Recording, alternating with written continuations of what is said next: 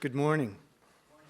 Wow, it's great to see all your face or half of your face or whatever. It's really nice to have everybody here and see so many smiling faces. Welcome to the 7th annual Winejobs Summit. This year we're simulcasting the summit for the first time, so I'd also like to welcome those people who aren't in the room with us but are watching online. And for those of you who braved the rain and the road construction, thank you very much for getting here and joining us. It's great to have, as I said, everybody in one room.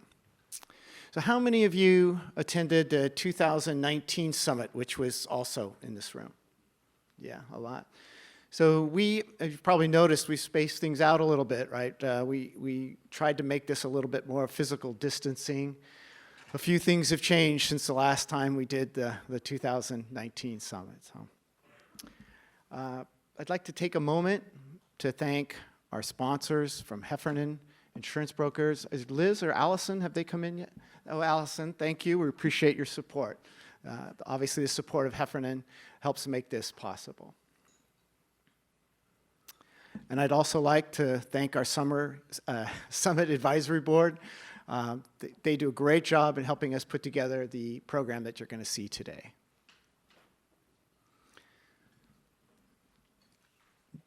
Those of you who have attended Summit before know that we like to start by talking a little bit about the trends that we see on winejobs.com. And we do this because winejobs.com is so widely used that the trends we see on WineJobs actually are a good indicator of what's happening throughout the wine industry. So prior to COVID, hiring in the wine industry was growing rapidly. Coming out of the Great Recession in 2012, we were seeing double-digit growth in hiring through 2015. And then even after 2015, we were seeing growth in hiring in 6 to 8%, which is still a lot of hiring. Of course, COVID hit, and COVID restrictions hit in March of 2020. And those restrictions caused hiring in the wine industry to drop 38% in 2020. So how does 2021 look? Well, you can probably guess that the amount of hiring has gone up a tad since last year. Anybody want to venture a guess as to how much? How about 85%? If that sounds like a lot to you, it is. 85% growth in 2021 dwarfs what we've seen in previous years. It also means that in 2021, we will see more jobs posted in the wine industry than we've seen ever before. It also means that in 2021, we will have almost double the number of jobs posted as we saw in 2020. And this growth didn't start at the beginning of the year. We really didn't see hiring growth start until March. And that was because, as you might recall, those of you from California, that California eased its COVID restrictions in late January. And shortly after that, we saw an explosion in hiring in the wine industry. And which job categories have been the most impacted? Well, before I talk about that, I want to show you a slide that I showed you last year at Summit. I did it virtually, but this is a slide that we showed via Zoom. And you can see that this chart shows the percentage job loss in 2020 by job category. And the job category most impacted in 2020 by COVID, not surprisingly, was DTC jobs, which saw about a 50% decline in hiring. And those job categories most impacted by COVID in 2020 are seeing huge growth in 2021. So DTC jobs really impacted by COVID in 2020, lots of hiring going on in hospitality and DTC in 2021, and as well in some other areas. So you have this phenomenal growth in job postings happening over a short period of time, right? Just since March, really. And that's bound to cause some problems, right? And it has. So this chart shows the average number of applications you get when you post a job on winejobs.com. And obviously, it's gone down in 2021, and I'm sure most of you have had that experience. Now, even though that's been true the whole year, you can see that the situation got worse starting in May. So kind of why is that? This chart shows the number of total applications we receive. So not the number per job, but the total number that we receive. And what you can see is actually that we've had some months this year where the number of applications we receive has increased. And that happened in March and April. So when the number of job postings started to increase, people came back into the market, right, and started applying for these jobs. But then the number of applications, total applications, started dropping in May and has been dropping ever since. So people came back to the job market. Those people got snapped up, right, by the people that posted their jobs in March and April. And then as the job postings continued to grow, continuing in May, June, July, there weren't enough people to come in and apply and fill these positions. So what's going on? Well, I think we've all heard some of the explanations for that. Certainly one of them is that the size of the labor force has shrunk. So when COVID hit, of course, the number of people in the labor force shrank a fair amount. It has come back some, but it is not back to where it was before COVID hit. And there's a couple of reasons posited for that. One is that schools have been closed or moved online, daycare has been harder, so many parents have decided to drop out of the workforce to take care of their children. And another is that a lot of people still have concerns about their health and returning to work. But even for those people that have returned to the workforce, many have decided to use this time to change their careers. And a lot fewer people are looking for work in restaurants, tasting rooms, retail. And of course, for those of us in this area, Napa and Sonoma, the lack of affordable housing remains an ongoing issue, and that preceded the pandemic. And then again, we just talked about how quickly this job growth has taken off, and the market just really hasn't had a chance to adjust to it yet. So all these factors have combined to create a shortage of workers, not just in the wine industry, but really across the nation. So how are we at Winejobs addressing this? Well, we've increased our marketing. We are marketing more on Google, we're marketing more on social media, and we are really targeting, for the most part, people who are not currently in the wine industry. And we've seen some success. We can track, Google and social media allows you to track where the applications are coming from, and we can see that some of the marketing we're doing outside of the industry is starting to bring applicants in, and we will continue to do that. We also are building career pages for wineries, for their websites, and this allows wineries to use their website as a more effective recruiting tool. We've added a new tool to Winejobs called Profile Search. And that allows you to search our database of profiles and proactively reach out to candidates who might be a good fit for your positions. And in 2022, we're going to start doing job fairs. Our new events director is in the back, Shelby. Say hi. Shelby's going to be doing job fairs. She didn't know it when we hired her, but we're going to be doing job fairs, Shelby. We'll be doing them both online and in person. We're still working. Shelby is still working out the details of that. You can ask her for the details. So it's been a tough recruiting year. I want to thank you all for continuing to use Winejobs, and we look forward to working with you to address the challenges that the wine industry faces in recruiting. So now, to introduce our keynote speaker, I'd like to introduce Aaron Kirschman, Managing Editor of Wine Business Monthly. Aaron?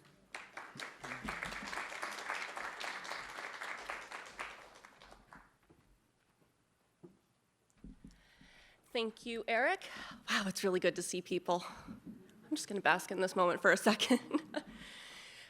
For those of you who know me, you know that Winejobs Summit is one of my favorite conferences of the year, and I'm really proud of the program we put together this year. Every single session is meant to give you a leg up as you go through and try to recruit and become an excellent and build on your winery experience in your tasting room. So, to help you have the best company to work at, I am more than honored to introduce our keynote speaker, Ekimi Dubose, co-founder and executive director of the Roots Fund.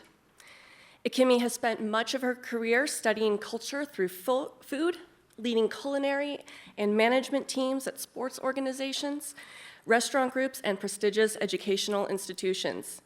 After leading the culinary team on Capitol Hill through the largest sustainable food initiative, Ekimi rediscovered her passion to mentor the next generation and is well known for her ability to create managers, lead large teams, encourage growth of women and minorities in the business.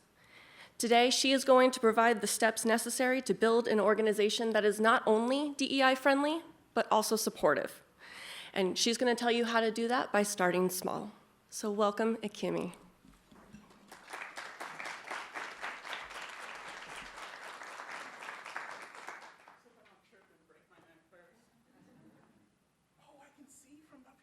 Amazing.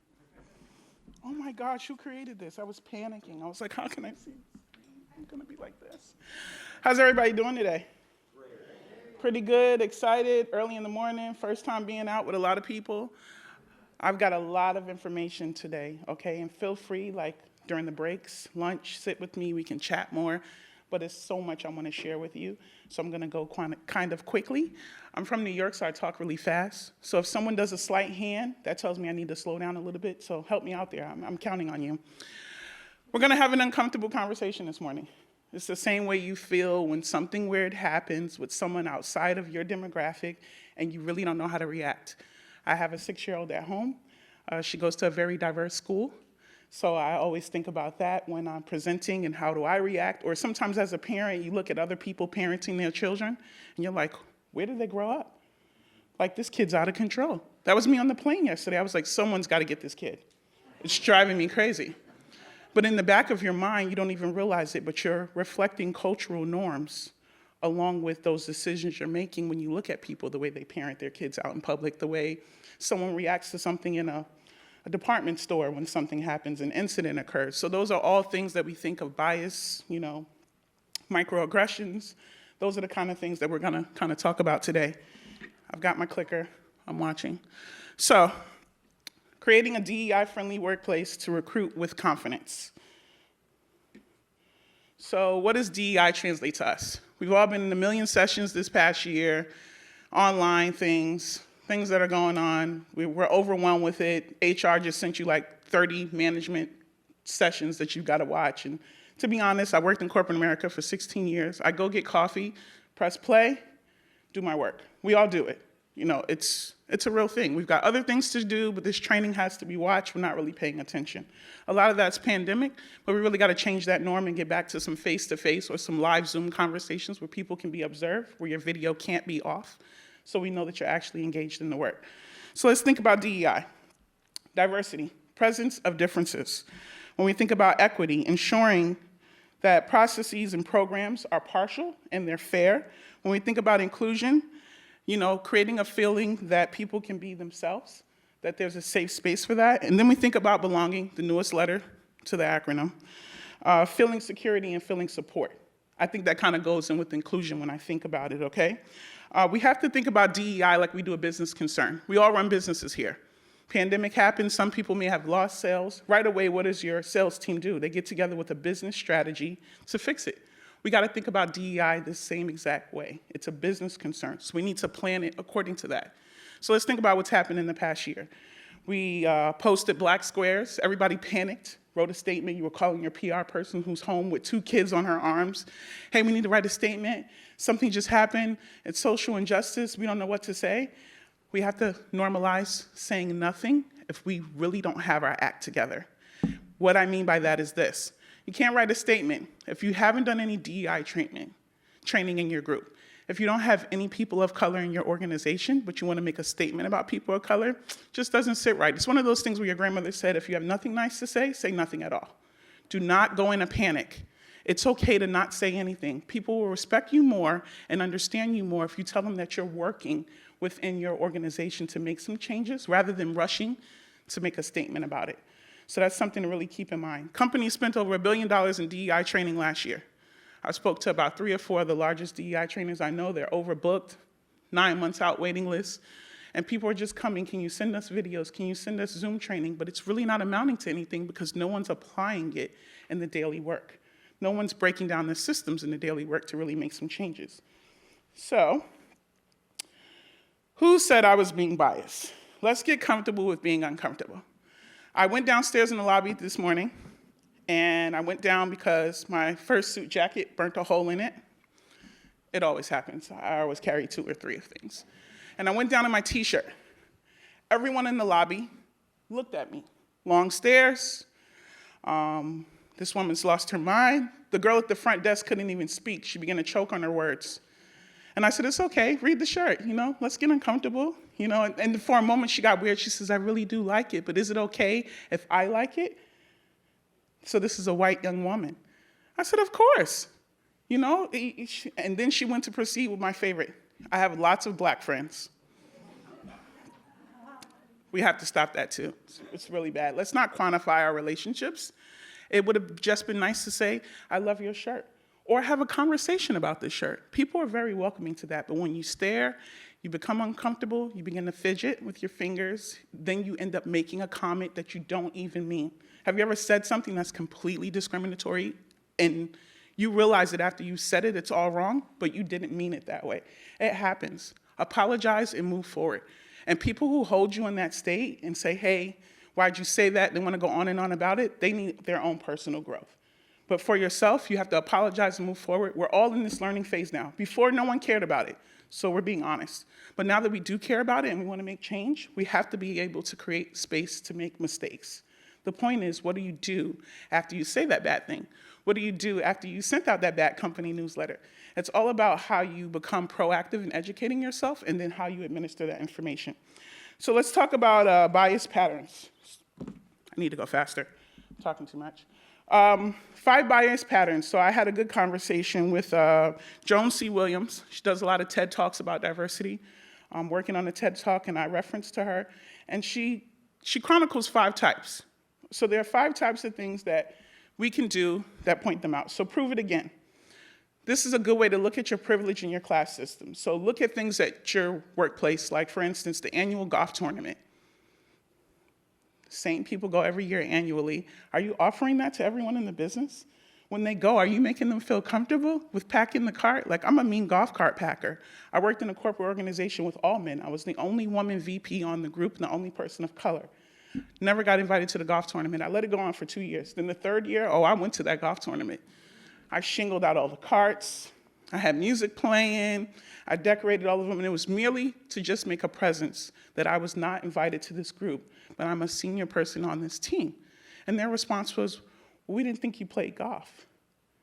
And then my good friend Ted, who's like my office colleague across the hall, I don't really know many black people who play golf. So that was the response that was given to me. So that's a big part of systemic culture problems. You've got a rowing team.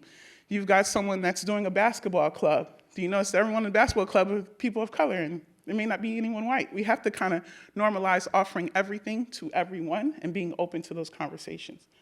The tightrope, killing the labeling of the angry black woman, the sensitive Asian. Just because someone speaks out, right? If I raise my voice, I'll be my 6-year-old. We were in Target yesterday. I clearly told her, you're not getting an LOL doll. It's not happening. Stop touching the LOL dolls. She touched the LOL dolls, the whole display falls down. I was physically expressed being upset. Her name's Bliss. I said, Bliss. And I smacked my hand on the cart. Stop touching the LOL dolls. I need for you to pick this stuff up so we can put it back. There was a woman standing there with her daughter, and she looked at me. She grabbed her daughter close, and she just looked. I didn't hit my little one. I didn't yell at her. I slightly raised my voice. We got to pick this up. I clearly asked you nicely to stop touching the dolls. Made her so uncomfortable, she skidded and went along to the store. She talked to the manager. The manager came over to me in Target and asked me if everything was okay. I'm a great mother. But I clearly told her not to touch those daggone LOL dolls. She knows better. But that right there was a perfect example of someone that reacted, really had no idea of the full situation. I wasn't aggressive towards her. I didn't hit her or anything of that nature. So that's something to be mindful of. Tug of war.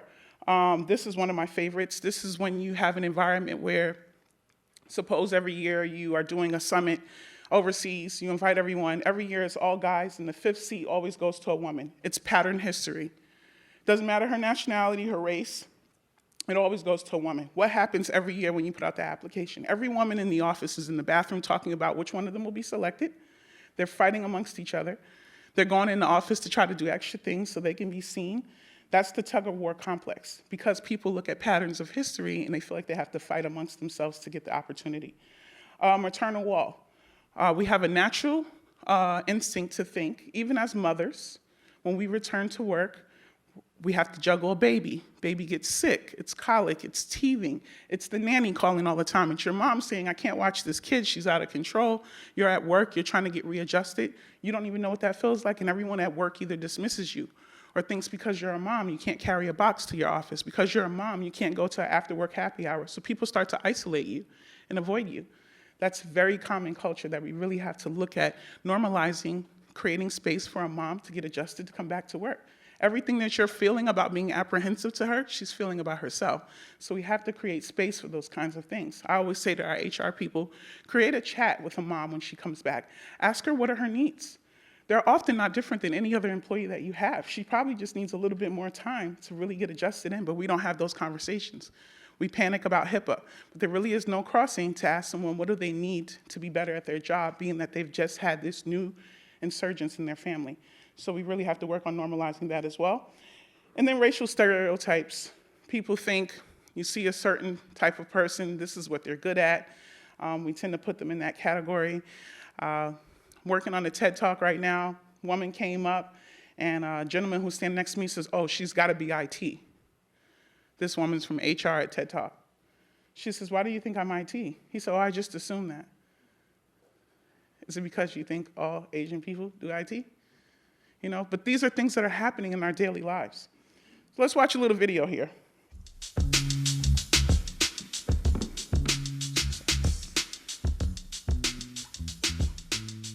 So I talk to people a lot about establishing a diverse and inclusive work environment and creating a culture where people feel free to be themselves, to take up space, I say, right? When I use the word take up space, I mean, if you feel passionate about a topic, you can have big gestures and be a woman or be a person of color, or have a quiver in your voice and be a woman and not have to worry about all of the stereotypes and assumptions that will be made on you based on your gender or your race or your religious background. You can take up space and be exactly who you are, free from all of the baggage associated with the stereotypes affixed to who you are. When people use coded language about why certain groups of people can access certain resources and other folks that have concerns about other folks accessing those resources, they're usually playing into the stereotypes that are affixed to your group that you're a member of. So for me, as a Black woman, I'm angry, emotional, volatile, tardy, right? Lazy, sometimes criminal, loud, brazen. I mean, there are many, many, many stereotypes that are associated with me just based on the skin that I have, based on the gender that I was born with. Those things exist. This is not an extreme example. The loaded language associated with it is, I had a conversation with Cyrilda and I was afraid. I'm afraid to go and have a conversation with Cyrilda. If I tell Cyrilda that I don't like what she did in her, in her presentation, she's gonna lash out at me. That's loaded language. Where is that coming from? Has she demonstrated that she's actually gonna do anything of that nature? Or is it just because she's got big gestures? Is it just because she's got an afro that automatically elicits fear in you? Those things manifest into policy. Those feelings manifest into rules and regulations that are oppressive to people like me. And I can give you a million of those examples, but they happen all day long. And human resources has got to be charged with interrupting that, digging deeper, asking questions like, has she ever demonstrated that if you give her feedback, she's going to lash out? Has she ever demonstrated that if she works from home, she doesn't work at all? HR has got to facilitate the deeper dive into what's happening inside the person who owns and harbors those assumptions and biases. And they also got to facilitate the coming together of the two people who are from different cultures, different backgrounds, different genders, to explore where the rub is, where the discomfort is. Because if you, the person who's in power, are uncomfortable with that individual, there's probably some discomfort on the side of the person who doesn't have any power when it comes to relating to you. Awesome video. I actually saw her speak at Georgetown. She's got a whole series on YouTube. If anyone wants it, I can definitely share it with you. So she talked a little bit in that video, about microaggressions, how people really, bring forth that type of temperament in the workplace.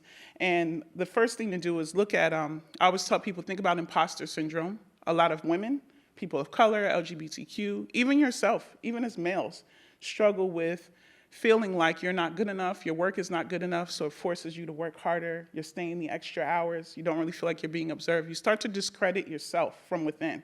And that's a big part of working with, bias and things like that in the workplaces, because you're battling your own imposter syndrome. So it's really important for leaders to really look at that, especially when you're in the workplace dealing with people of color and women, to really look at those things that they may be facing internally and ask yourself, why does this person feel that way? What am I doing to create an environment where she feels like she has to do more when she's qualified as everyone else and performing the work that's needed? I always say, motivate your team to be more confident and assertive. When you got big rooms, look at the person who may not be as boisterous. Ask them their opinions. And it may not be a good thing to call them out in that big room, but maybe it's a sidebar conversation. You'd be very surprised. They'll start to come into those rooms and feel like their voice can be heard because it's being nurtured, it's being supported. Men being authoritative is always ambitious. I remember all my VP meetings.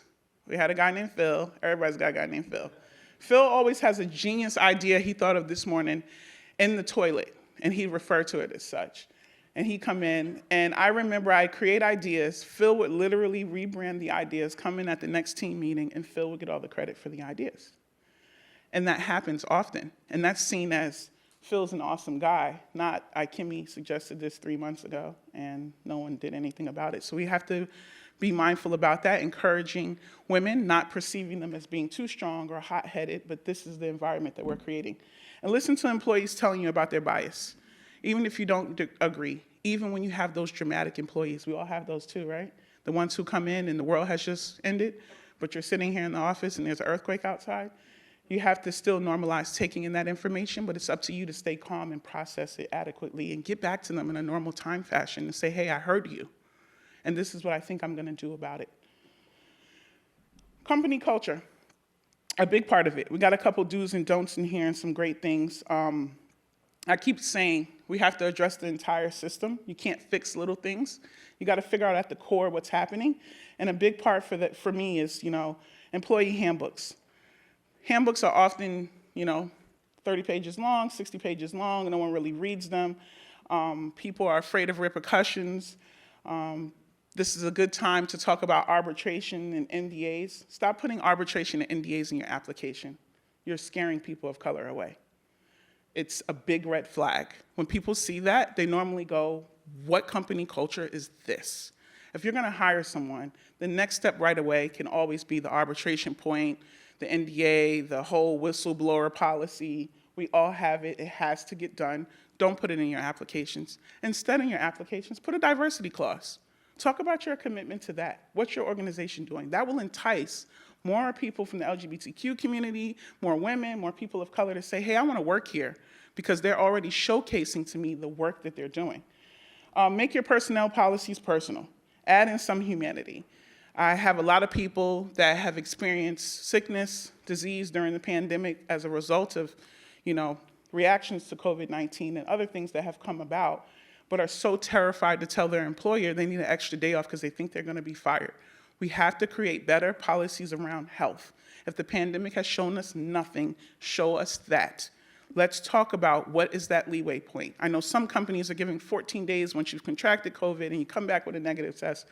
What other things can we do around that? Someone that's battling cancer, she's been working for you for 20 years. Is she not a valuable employee after 30 days? Because there's a time limit on how much we're gonna offer her health care? We gotta look at that. Those are more ways to isolate people. And there are really things you can do about it. Most people say, I can't do it, I'm at this level. The conversations need to be happening with the CEOs, HR people at the top level to say, what are we doing around healthcare? It's a big thing now. We really need to look at it a little bit closer, but that's just one aspect of it. Looking at unwritten rules and policies, and teams need to feel like they're believed and supported. Someone needs to come with an idea. All the time I used to say it, and I was bad of me, but I'll be honest about it. I used to call it airtime sessions. I let all my managers from different regions, the regional directors come in and have a BMC moment, a chance to bitch, moan, and complain about everything that's wrong with their jobs.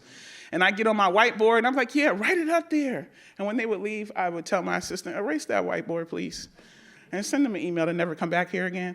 But that was bad behavior on my part. What I realized in those sessions was a lot of the underlying things I needed to fix. Come as you are.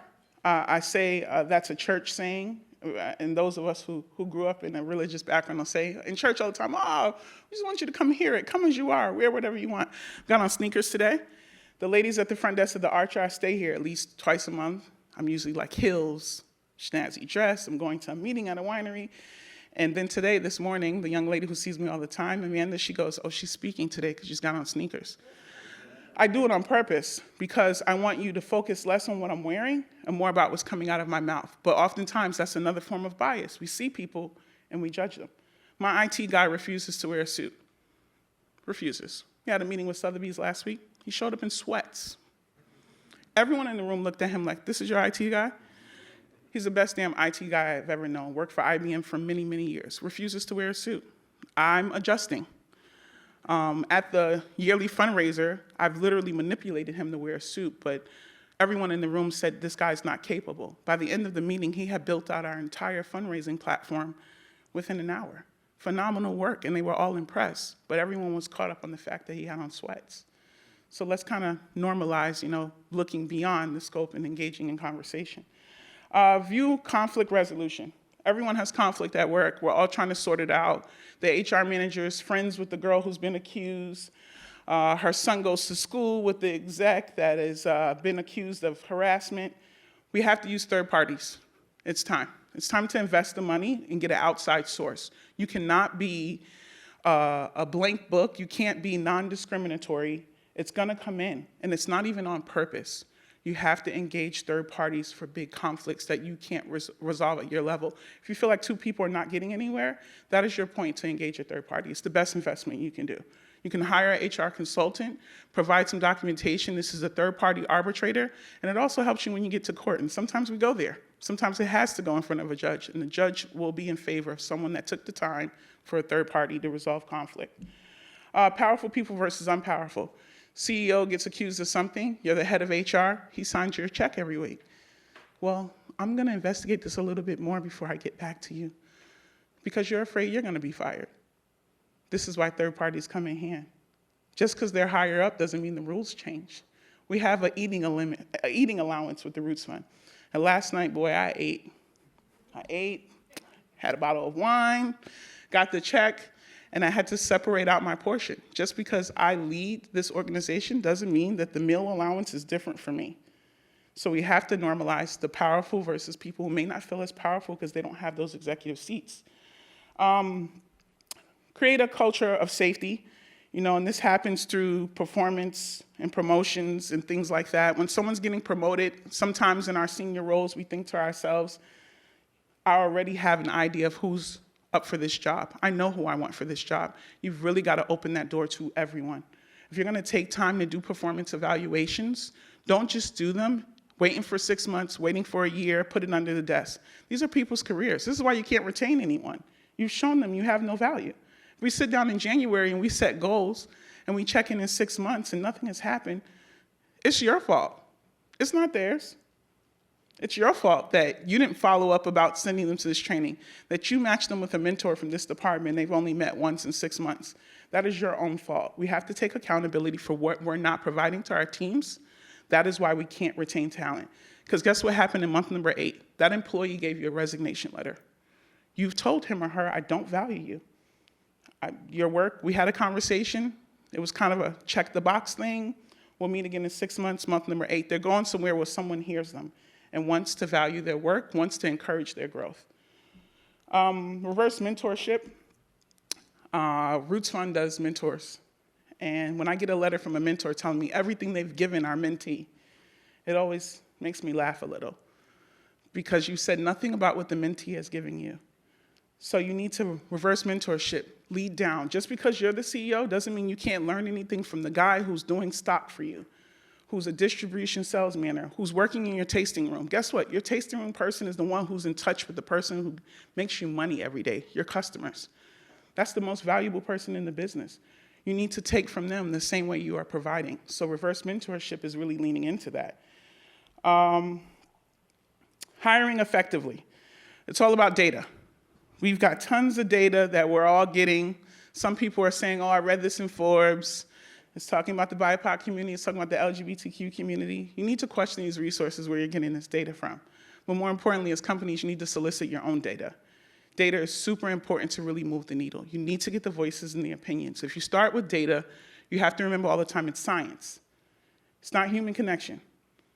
You know, Gary, the big billionaire, met with him at Hudson Yards last week to talk about him investing in the Roots Fund. And you know, normally when I talk to donors, it's about data. And then when it was done, I said, now let's talk about the human part. He laughed hysterically. He said, you're the first person in years that wants to talk to me about human connection. Everybody wants to present their data. Data is important. It's science. It's fact. It's hard things that you can look at to move the needle, but you need to actually talk to people to do the work. So you can collect millions of data, but if you don't sit down with the group in your office that feels like they're being not heard, you're really not going to move forward. The data is just science to look at. Data is good to show to your CEO, but right after that, you got to talk about that human connection. I need to speed up. Hiring. So looking at applications. I talked about the NDAs, looking at background checks. Let's look at things that are not necessary to just check a box, because we know that when that computer flags that little box that got checked, that application goes out, there's an automated email that comes. Let's revise those systems. People of color, LGBTQ community are more in depth to be in touch with the police than others. Never had any contact with the police myself. Last year, I got ripped out of my brand new BMW for a parking ticket that I got when I was 18 years old.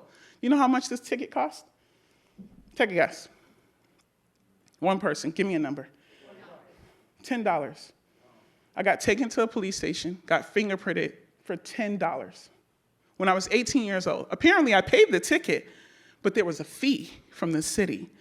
I never got it, never received it, never knew anything about it. Most embarrassing thing ever in front of my place at work. The captain actually wrote me a letter and said, thank you. I did the event for the governor's ball of New York State, and the captain comes over to apologize. But that experience will be with me forever. So if someone runs me in the system, you might see that. It's not a felony, but it shows I've been arrested. Does that mean I'm not applicable for work? You have no idea what's the information behind that story, but you saw a box get checked, so you've judged me already.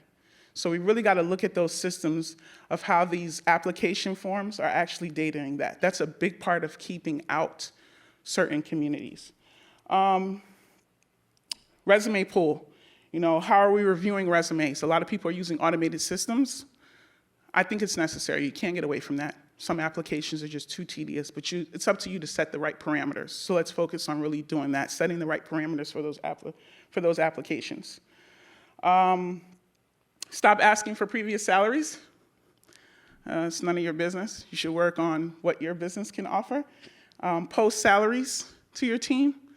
Show those gaps. Close the pay gaps. If you got 3 women on your team and 2 men, and these women are $20,000 less, you got 18 months to fix the problem.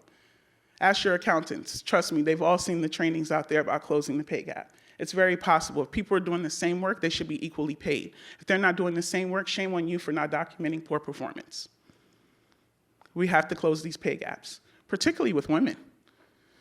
If they're doing the same work, they should be paid the same. If they came in at the same time, they should be paid the same. If they're not at that gap, look at how you're doing your performance evaluations. What percentage are you actually raising people or lowering their salaries? So we need to be more observant of that. Where are you hiring from? If you're looking for the BIPOC and the LGBTQ communities, you have to reach out to their organizations. You have to reach out to their associations at colleges. You have to reach out to schools that are designated around them. HBCUs are some of the largest communities of colleges here. I went to 2 career fairs this past fall. I saw no one from the wine industry. I found it very intriguing. Top business schools, but no one from our business was there. So you really got to look at where you're recruiting from. If you're just going online, you're missing the buck, and you're going to forever miss the buck. It will never change for you. You are working hard at doing nothing. View the landscape. Does your leadership look like your customer base? And are you comfortable with that? The demographic is changing. I go to auctions, I see a lot of very old, wealthy white men purchasing wine. They will die soon. We have to think about who's coming after the death. This new generation, they are absolutely encapsulated with being new, with being more about justice. You've got to start attracting them, or else you will slowly die out. There will be no money to raise. The old white man, he's dying. I'm sorry. Ask my grandfather. He's an old white man. He tells me all the time, you've got to focus on this new generation. You're not going to make any money. All right, so let's look at a little bit of data, and then we'll wrap it up. This is actually data collected directly from our organization. I pulled it out for who we represent, large part of it being the Black community and Hispanic community, Latinx. Don't be afraid to use different terms. Use all of them. Just run them down. Hispanic, Latinx, Latino. It's when you don't say them, or you don't say, I want to be observant and respectful for how you identify, is where you run into the hurdles. Use the word identify. It's kind of the smooth over. Then you can figure out what everyone feels comfortable with. This talks about how many jobs they've applied for in the past 2 years, some of them up to 20, how many interviews they've actually had, where DEI or company cultural initiatives discussed during the interview. Most of them said no. No one heard about any DEI work. That makes people of color and LGBTQ people feel very nervous when you don't talk about that in the interview and what you're compassionate about as far as those topics, because it heavily affects them. How were you notified that you weren't selected? Most people didn't hear back at all. Some of you are in this room. I see your faces looking at me. You send those generic emails. I'm watching you. We talked about being in a discriminatory incident at work. Did they report the situation, which is the blue in the middle? Was the situation addressed? Most people said no. They reported it and nothing ever happened. And it doesn't mean you need to make a big dispute to the whole company that Carmen got in trouble because they did this.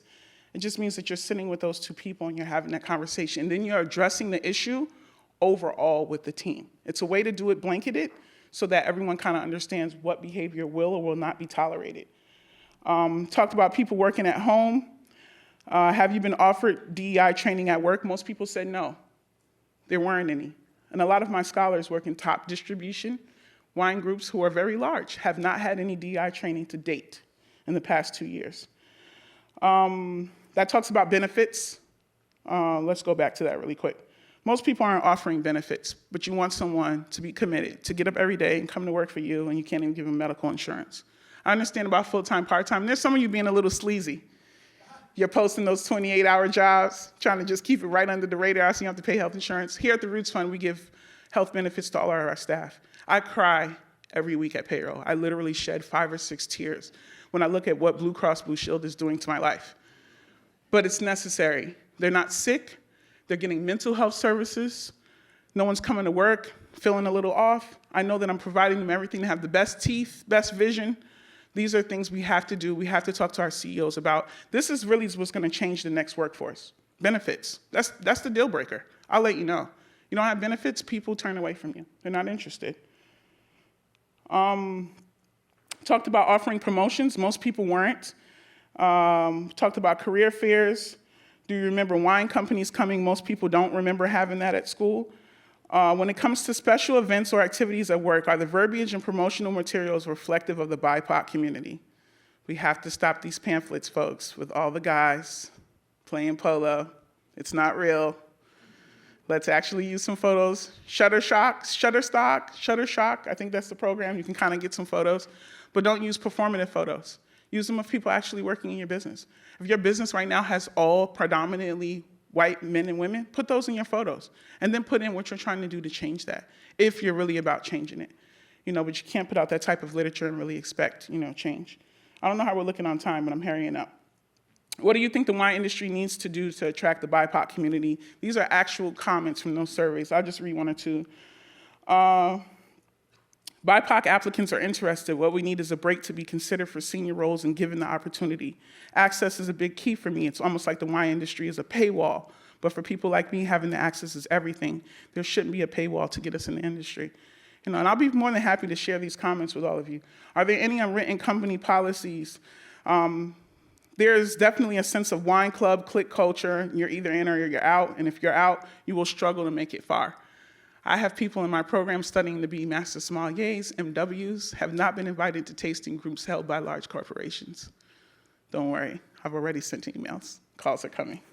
I don't let anyone out of the radar. But private meetings that I'm not invited to, happy hours where you just closed the big deal, everyone out to dinner, and you weren't invited. You went home and celebrated with your family, didn't know that they were taking everyone in the office out.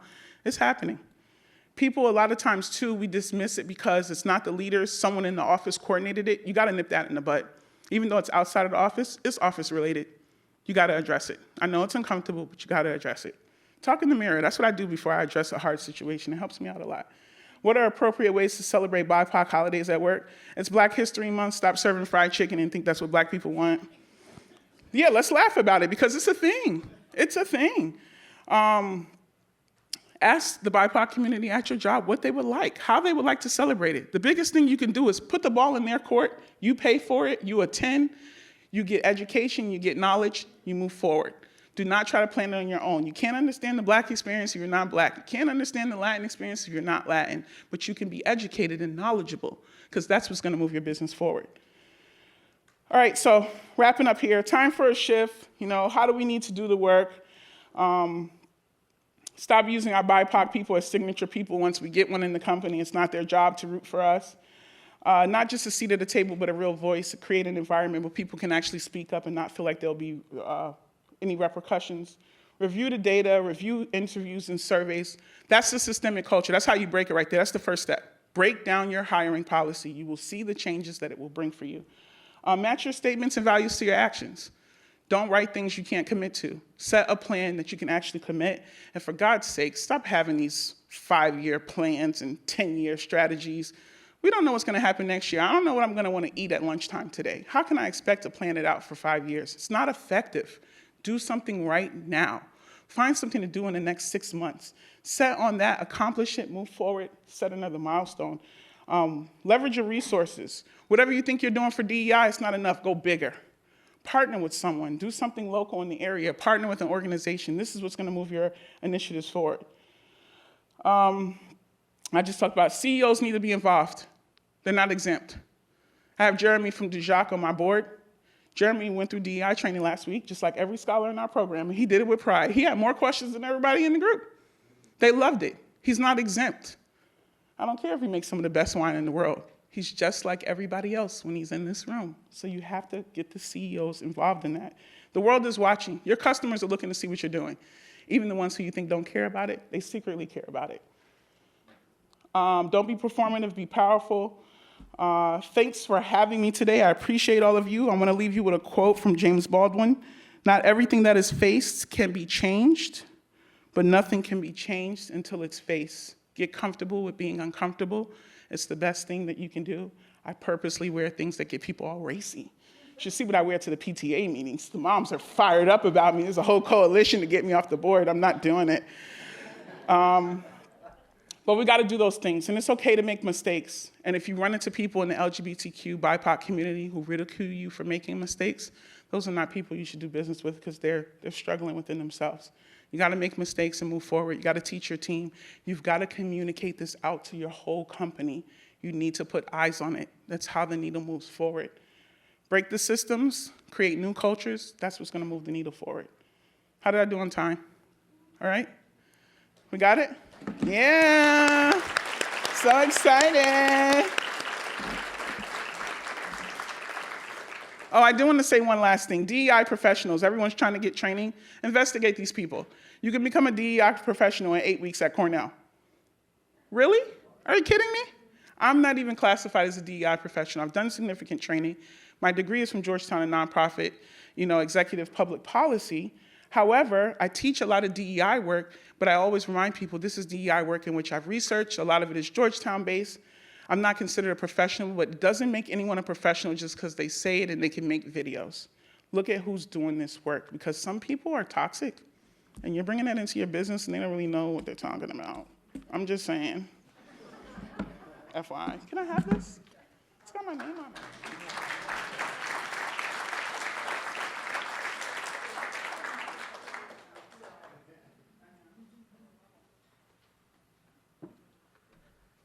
All right, thank you, Akimi. Just so everyone knows, we will make the slides available. I was typing away as fast as I could, and I still didn't get everything, so we will make those available to everyone. While we get set up for the next panel, I'm just going to introduce the session, and it's going to dovetail nicely with what Akimi has said. Raise your hand in here if over the last year you have felt burnout. If you don't have your hand up, wow, really?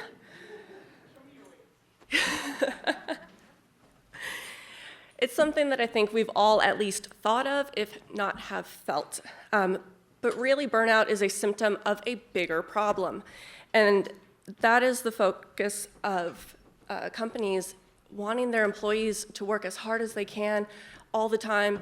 We went home, started working from home. That time bled in to our family time, and now we are all just frazzled. And that is the best word I can think of, at least from my experience. I was frazzled at one point. So to lead us in a discussion about mental health benefits, family wellness, and things that an employer can do to encourage that with their employees is Sherry Pinocchio. She's going to lead us in that discussion. She's the Human Resources Director for Jackson Family Wines, where she supports the international wineries and sales teams, domestic sales, and DTC sales teams. She also leads the learning and development function, which creates and facilitates training programs across that organization. Joining her is Toby Lutz, the Chief Administrative and Experience Officer for CR Intelligence, a provider of due diligence solutions, analytics, and professional insights for the commercial real estate business.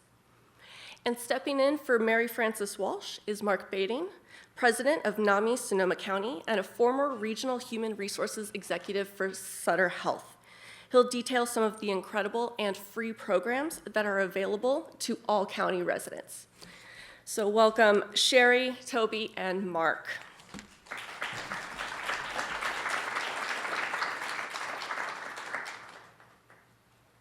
That was an impressive little floor change here they just did.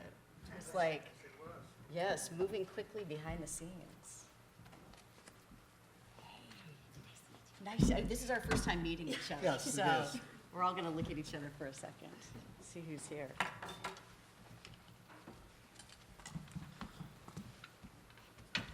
Does anybody else feel like we're following like this amazing keynote? And now we're getting cozy in a chair with you.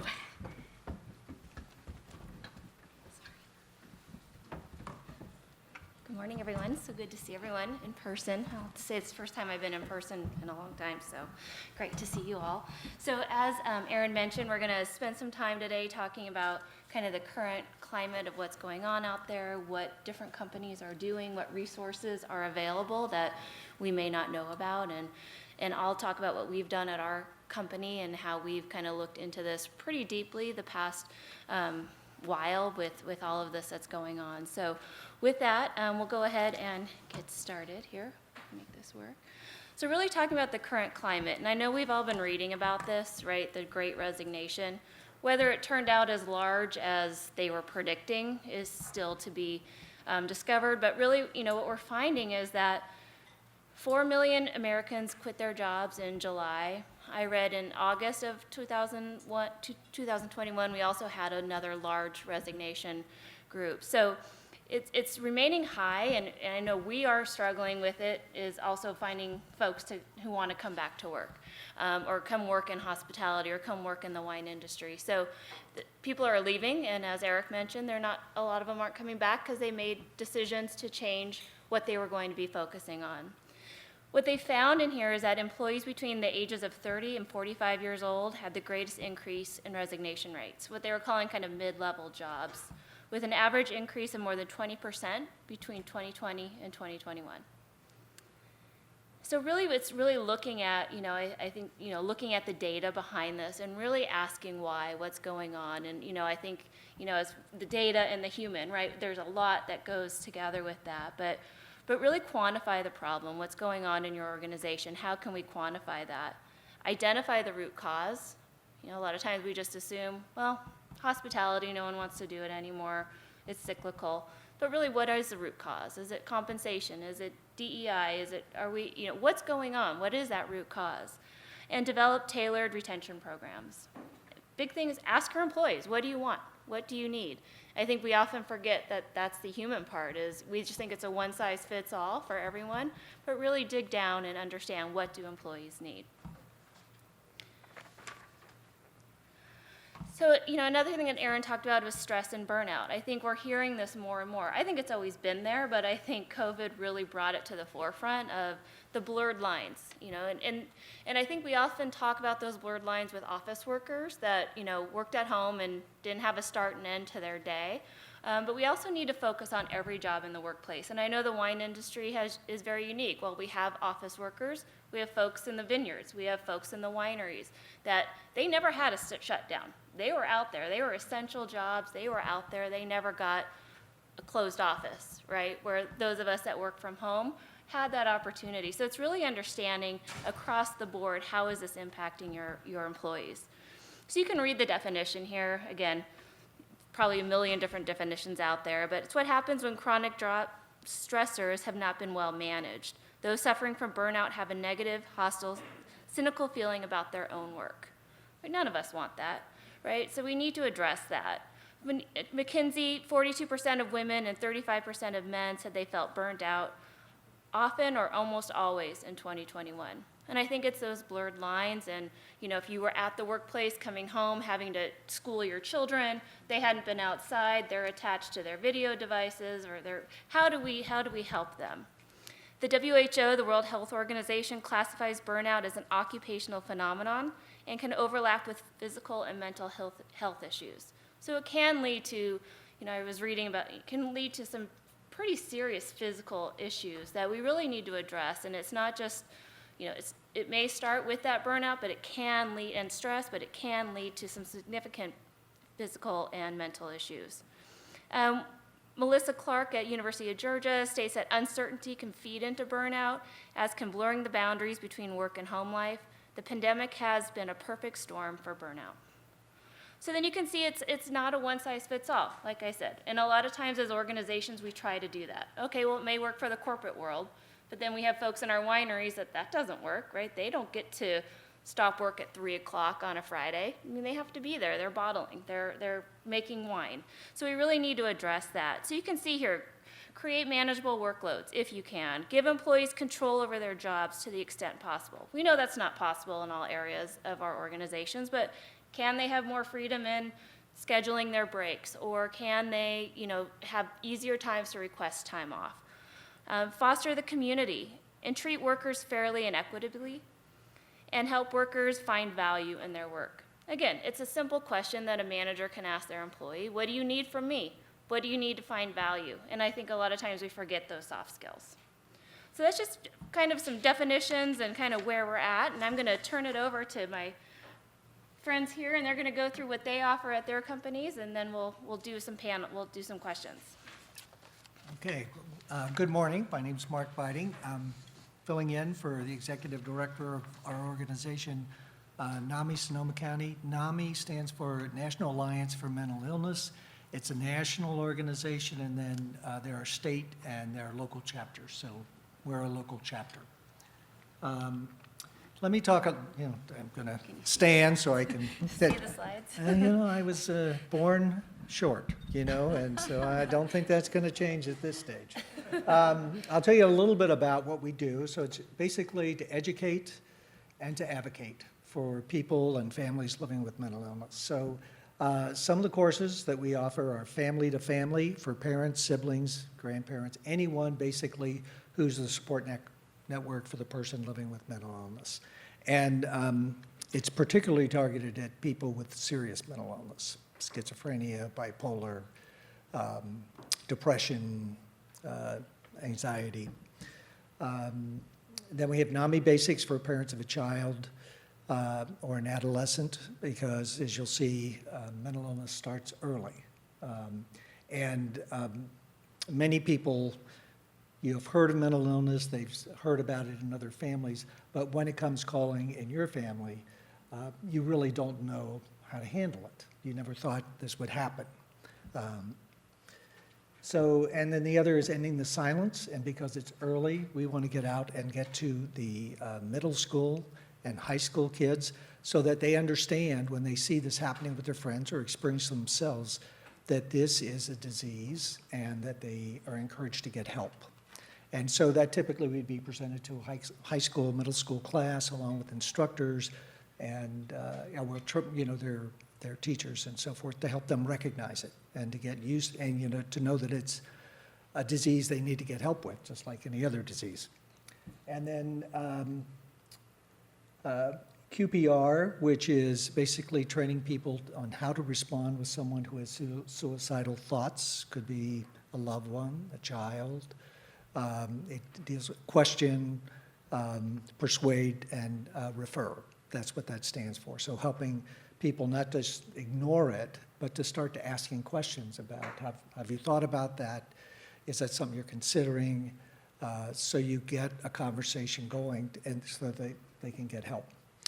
The other thing we do is raise awareness and train. So we do presentations for a group like this. We have a lot of guides for people. You'll see some of those that are listed there are for people who have someone who's seriously mentally ill. So if they have a break, usually, very often what happens is the police are called for one reason or another. So you need to know what happens when your loved one gets arrested. And so there's guides around that. There's guides around how to prepare for a mental health crisis. So if there's a break, you know what resources are available to you, you know what to do, what not to do, and they're available in both English and Spanish. And also, and one of the things I'm real excited about in Sonoma County, one of our board members is a police captain, and he is championing how to respond to a mental health break and not send a peace officer. So that's a program that's been pioneered in Oregon. It's called Cahoots, and so mental health experts come and respond because many of the times that happens, bad things happen for the individuals and certainly the peace officers. They weren't trained for that. You know, they do the best they can, and they know that population really well, but these resources would make a big difference there. The next thing are support groups. So as you could expect, if you've got a loved one living with this, you have a need to talk, and there's other people who are just like you. So we have those. So families, caregivers can come together, and it's, whenever you want to come, there's always someone there who's in the same boat that you are, that you can share ideas with, and just have a chance to talk with somebody who understands and doesn't judge. And we have NAMI Connection for someone living with mental illness who's in recovery, so they can be together with other people who share their experience and know they're not alone. And the other piece are wellness and stress relief groups. And some of the stuff that we did recently after the 2017 fires were donations from Northern Sonoma County Health Organization that allowed us to run groups so people could just connect and feel better about things and talk about things, which is really kind of the beginning, and you'll hear that. And then finally, there's the warm line. It's not a hotline, so it's not like place you call when you have suicide, but we usually get calls from parents or caregivers who want to know, I've just had this happen, I've had a break in my family with this person, what can I do? What resources can I get? And so they'll be referred to county agencies, or they might be referred to not-for-profits like the Buckaloo Group, which operates in Marin County and Sonoma County, that helps get housing for people living with mental illness. So there's a variety of organizations that we refer people to. So that's kind of what NAMI has to offer and all of that. And then the mobile support team, the peace officers from any part of the county can call and get someone to go with them when they have a call for someone who has experienced a break, and that mobile support team will go with them and help the officer deal with the individual, calm them down, and then get them referred to a place where they could get help. So that's what we do.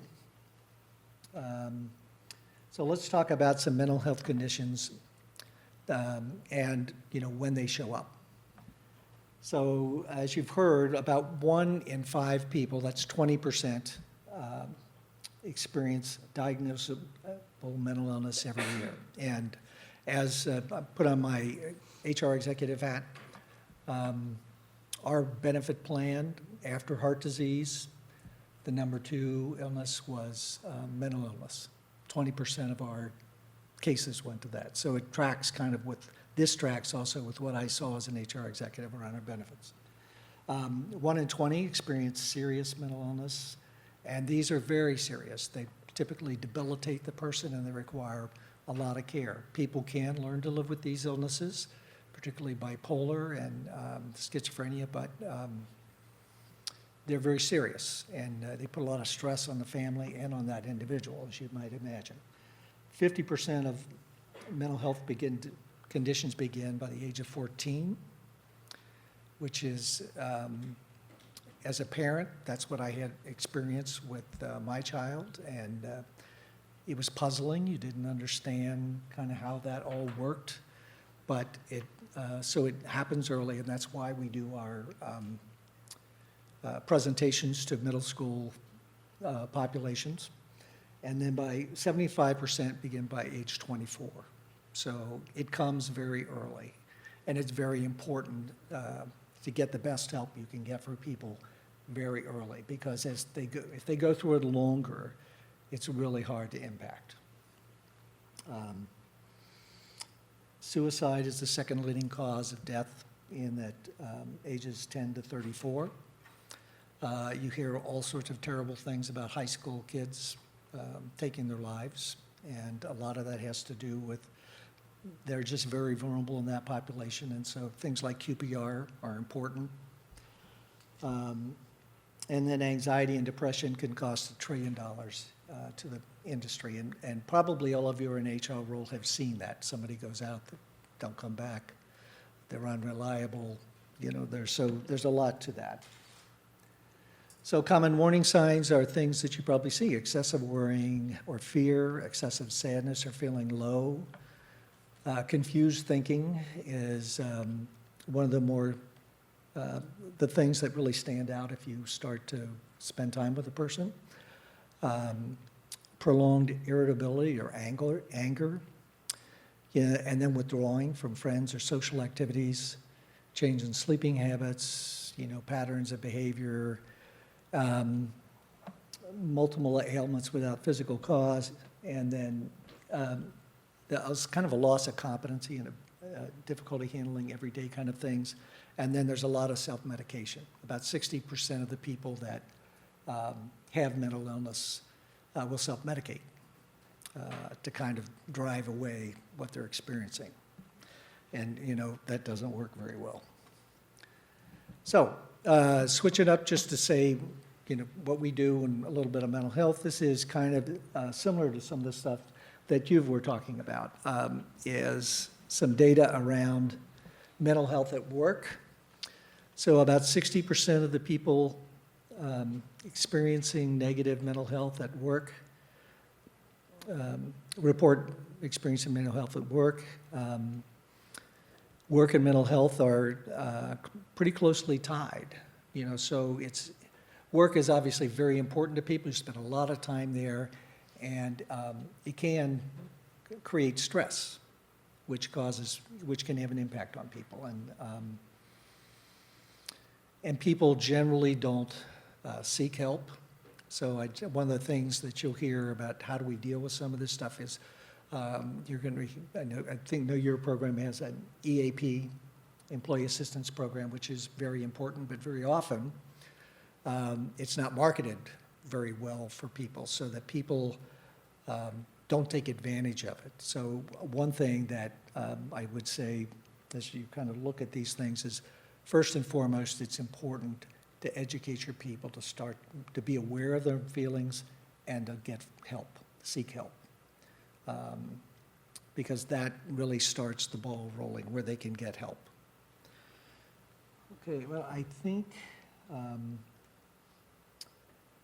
and promoting mental health in the workplace, there's a lot of things you've heard from our keynote speaker about trying to promote an ability to share how you're feeling at work and to have that be okay and normalized. I'd say it's very important, and the most important group of people that you've got to influence this are your supervisors and your managers. Your management cadre can do a lot towards trying to normalize and make people feel comfortable about expressing their feelings, and also being able to direct them to where to get help. And so I'd leave you with that as something that I don't think, even the organization that I had, which was a healthcare organization, we had a program such as the Employee Assistance Program, and I'd say one of the things I'd fault us for not doing is really marketing the heck out of that, making sure everybody understood that, making sure every supervisor knew how to refer people to get help. So those are things that I think would help. And again, offering mental health education, you're really interested in taking the stigma away, because particularly with people that are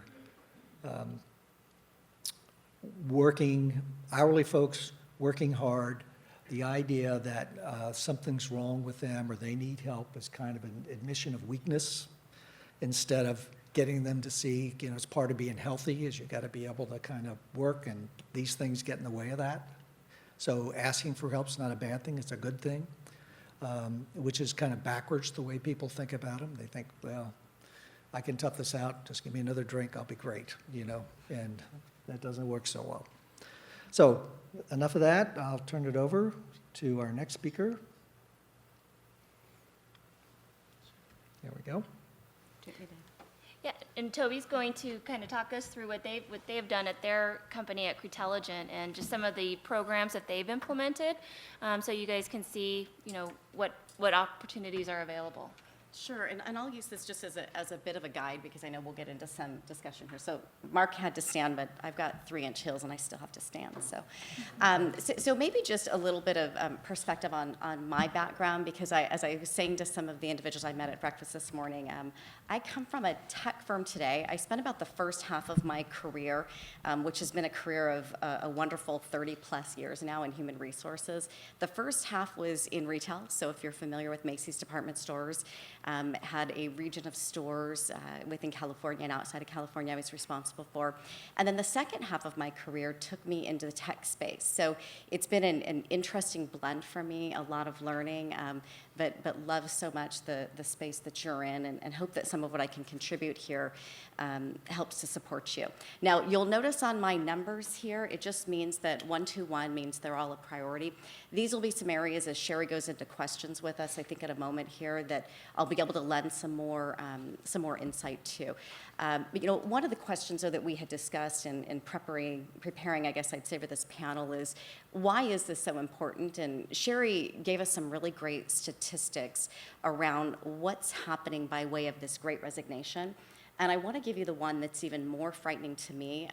Microsoft did an index survey in the early part of 2021, where they were trying to get an understanding of not only what's happening from a resignation standpoint, but even more important, what's to come. And one of the key things that they identified through that survey is that the respondents to the survey told them that 4 out of 10 employees are considering resigning from their job. So just stop and think about it. It was a national survey. That's 40% of the respondents to this survey said, I haven't yet resigned, but I'm thinking about it. So there's a huge bubble sitting out there that we all need to be aware of and concerned of. Now, another 46% of those respondents reported back and said, not only am I thinking about resigning, but I'm actually thinking about moving, right? Because they've experienced some different things over the last 18 months, and they're really looking at where are they going to go from here. So for us as a firm, there's really 3 key areas on here that I'll give more insight as we go in the panel. But you know, the first one to us is how do we keep employees front and center? And I will tell you a stated value of ours that sits above any other value that we have is wellness. And we specifically define that as be the best version of you. And we've had a wonderful opportunity over the last 18 months to really represent to our employees, how do you do that? Now, we've done everything, and I love hearing some of the things that Mark has talked about here from, you know, we put a challenge with all of our employees at the beginning of this last year where we said, we know that in 2019, not only nationally did people not go take care of their health by seeing a doctor in some fashion, but we know our employees didn't.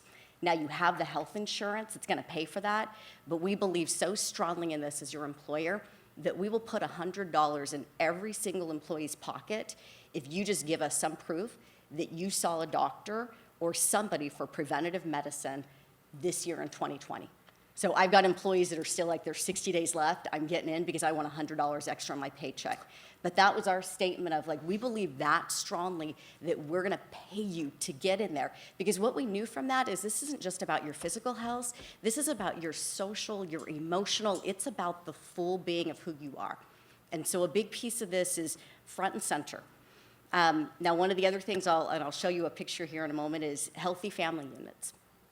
We've also seen this interesting switch in our population over the last few years, where today I stand in front of you and more than 50% of my population at Cretelligent is millennials. Now that also means that I've got a whole bunch of young families that are being formed out there. And so as an employer, we said, hey, this is important that we're not only making a statement to our employees about their individual health and well-being, but we want to make a statement about their families. So we put in place a pretty robust policy around leave of absence for maternity leave and for paternity leave. So I'll show you more of what that looks like in a second here, but really built that out. Appreciating the individuality, I mentioned on a generational view, and then reimagining the workforce, and I'll show you a little bit about what that looks like. So I'm gonna try to kind of go quickly here so we can get into some questions. So this is a baby, this is a COVID baby, a Cretelligent COVID baby. This was our first baby that was born in 2020 to one of our newer team members in the company. And when I said a pretty robust paid maternity and paternity leave, here's the statement that we wanted to make. From a maternity standpoint, we said we're going to give every employee who goes out on maternity leave 12 weeks of full-time paid leave. And on top of that, because we know how challenging it is, and I'm seeing most of this room, a lot of us are women in here, and if you have children like I do, I remember the days before FMLA of having a baby and figuring out how I was going to get back to work in 6 weeks, right? We do not want our moms doing that. We believe in a healthy family unit, and we want to make that statement to our employees. And so we're saying beyond the 12 weeks of full-time paid leave, we're going to give you another 4 weeks where we're going to work with you on how you transition back into the workplace. And so that may mean short days, that may mean that you're rotating with another caregiver to support you in this process, but let's make sure that we're supporting you and getting back to our workplace. Now, we also said for the paternity leave, we're gonna do 6 weeks of full paid leave because we don't want dads out there or partners out there that are trying to figure out how they're gonna balance it all. Be the right partner to your family and be home and enjoy that time and support that time. Some other things that we've done, and I'll share many more as we go through the panel here. We started at the beginning of 2020 what we call Wellness Monday, and we have a team member who just by happenstance happens to be a yoga instructor that was lovely to volunteer to do virtual yoga. And so our population is about we're just under 100 employees, and we all know right now why that's a big marker right now. We are staying under 100 employees full-time, but we have about 300 employees that work in kind of a contract type temp status that are out in the field nationally. And so every single Monday, this is about getting to your center. This is about being mindful about your own body, your own space, how you're feeling. We say every family member, every friend that wants to join, we get this huge population that pops onto Zoom early every Monday morning. Wellness. We do virtual happy hours with everybody in different time zones. We do it once a month. So there's a lot that we do from a social standpoint, because we also recognize not only just to that millennial population that we have, but honestly, even my generation. Like, we need to have opportunities that we come together as a unit in some fashion and we play together, and it's really hard to do when you have this distributed workforce like we all have today. And so how do you find ways to do that? So those are just a few elements there, and I'll share more as we go. Great, thank you, Toby. So what I thought I would do is also share with you guys what we've done at Jackson Family Wines. We have about 1,800 employees within our organization across the U.S., predominantly here in California, some in Oregon, and then across the globe. So as we look at programs, we have to look at those that will kind of address all of our employees' needs across, where they sit, because it's different for a sales employee maybe in New York City versus what they need versus what someone at one of our wineries in Sonoma County or Napa needs. So I'll just get into kind of what we've done, and as Mark mentioned, so we do have an employee assistance program, EAP. It's managed by MHN, and I think a lot of us have these. These are every employee, whether they're full-time or part-time, has access to this, and their families do as well. But I think as you said, maybe 5-10% of the organization even knows it exists. So it's something that we've been trying to market. Sounds funny, but we try to make sure that people are aware of what the resources are that we currently have. And so we leverage this, and there's a lot of different opportunities for employees to get help. And like I said, this is national. In our international locations, they have different plans, but they provide support. You can call and get get a counselor, marriage counseling, financial counseling. I'm going back into the workforce. I need child care. How can I help that? Or I have an elder parent that I need elder care for. So it really is a resource, and they can be, I'll say, in person, so virtually or on the phone, and that's included. There's no cost to the employee. It's 100% confidential. We don't know who accesses it. We don't, in HR or the company doesn't know who's calling to get this help. They also, come on site.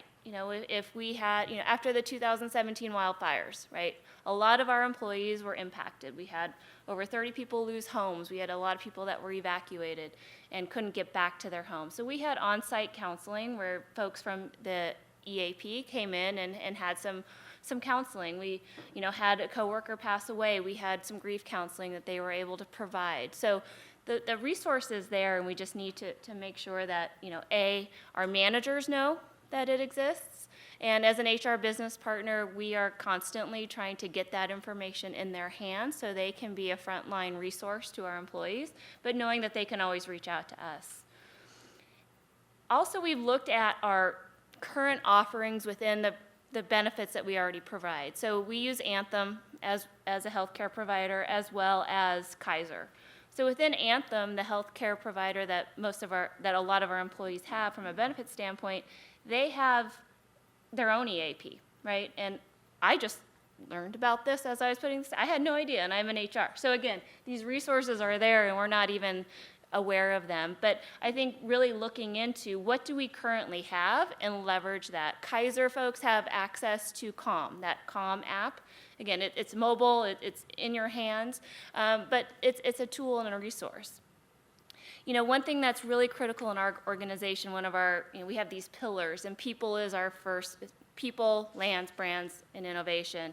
And our CEO went around, we usually have an annual town hall where everyone comes together, but obviously that hasn't happened. So we went around to all of our locations and had in-person town halls or conversations with people. And one of the top things that came out of these discussions is, we don't know what our mental health resources are. It's been a tough year. I'm burnt out. What's available to us? And so he challenged us in HR and around the organization to look at better offerings. One, advertise what we have. Second, is there a better offering that's out there? Because a lot of people that are using EAP are having a hard time finding a counselor. Mental health resources are tapped out. It's a hard time for people to find qualified resources. So we are launching an enhanced benefit in this coming year where we will have, it gives more, it offers more, and we're gonna go out there and make sure that everyone knows about it. There's group therapy sessions, there's coaching, there's counseling, 6 visits with a coach, 6 visits with a therapist. Support in multiple languages. So we want to make sure that all of our employees have access. So we always do everything in English and Spanish to make sure everyone has access. So this will be something that we will be launching, and with that will be a big road campaign, if you will, to make sure that everyone is aware of it. It will be free. All employees will have access to it. Full-time, part-time, seasonal, on-call, and their families too. Because we realize it's not just the employees that are having challenges, but everyone that they go home to at the end of the day, every day. We also, have some other programs that are kind of more just kind of created, and we've created wellness champions across our organization. So they really champion a lot of different things that get sent out to employees, again, via email. We have a lot of employees that don't have access to email. They're not desk workers. They're in a vineyard. They're in a winery. So again, we make sure that these things are available in all communication ways so that everyone has access to them. We do monthly emails with tips and resources. We're doing a mental health series where there's webinars, there's some tips and tricks, there's some readings. We do some fitness challenges, as Toby was mentioning in their organization. Offer the employees $20 if you do this. If you complete this challenge, you can get, a day off, or you can get things like that. So really kind of being creative and letting some different parts of the organization run their own. Because again, one size does not fit all. What works for us in HR may not work for a winery team. And also we do a well-being newsletter. It really collects all of these different topics and then quarterly goes out to all of our employees. Again, in many different formats because of our diverse workforce. So that's what we're doing from like a mental well-being and some of our health well-being. And just a couple of other resources before we get into the panel is just additional resources that, we found that if employees, feel thanked or feel the gratitude or feel recognized, it helps. So we created a gratitude day, so really expressions of thanks and admiration. So we're a family-owned company, so the family members were going out and talking to everyone and really thanking them. Goes a long way. Just a thank you. We know it's been a tough year. Thank you for being in the grocery store every day. It's dangerous. Thank you for being out there. And everyone got, again, full-time, part-time, got a day off that they can use just as a sense of gratitude. We also have a recognition platform. It's Kazoo is the name, but we called it Cheers to You or Salud. And it's an online recognition program. And it's like a Facebook or an Instagram. And you can go online and you can thank your peer, your coworker, someone in another state, in another country, thank them for going above and beyond. And you can award them points. And then these points accumulate and you can purchase. It's a catalog. You can purchase things. You can donate the money to we have a JFW Cares where people, if someone needs financial assistance, they lost their home, they are having some medical challenges, it's a grant program, so you can donate it to that. And then we also have an online training platform. It's Skillsoft, and it's named Percipio. And there's a catalog of thousands and thousands of courses. There are also a lot of courses out there on mental well-being, burnout, and stress. So, every month we spotlight a specific training, and those are, again, snippets. It's not like the 5-hour online training of old. It's here's 45 minutes. Here's a book you can read. Here's a TED Talk you can listen to. So we really want to make sure that people know what our resources are, because I think, as Mark said, you can have these great things and no one knows about them. So that's our goal for 2022 is making sure people have all these resources at their fingertips, regardless of where they work in the organization and what language they speak. So that's just something a little bit about what we do. So with that, we're going to open it up just a little panel and have a couple questions. And if you guys have any questions for us, please let us know. We're happy to answer any questions as we're going through this. So with that, so Toby, you have all these programs. How did you start? I mean, you can start so big. Like, how did you guys kind of prioritize what needed to happen? Did you get employee feedback? Was it top down, bottoms up? How did you create those programs? Yeah, no, I appreciate that question because a big piece of this to us, and I'm just going to say as HR professionals, to me, there are two really key groups, and neither of them have anything to do with HR, but they help us be HR enablers across the business.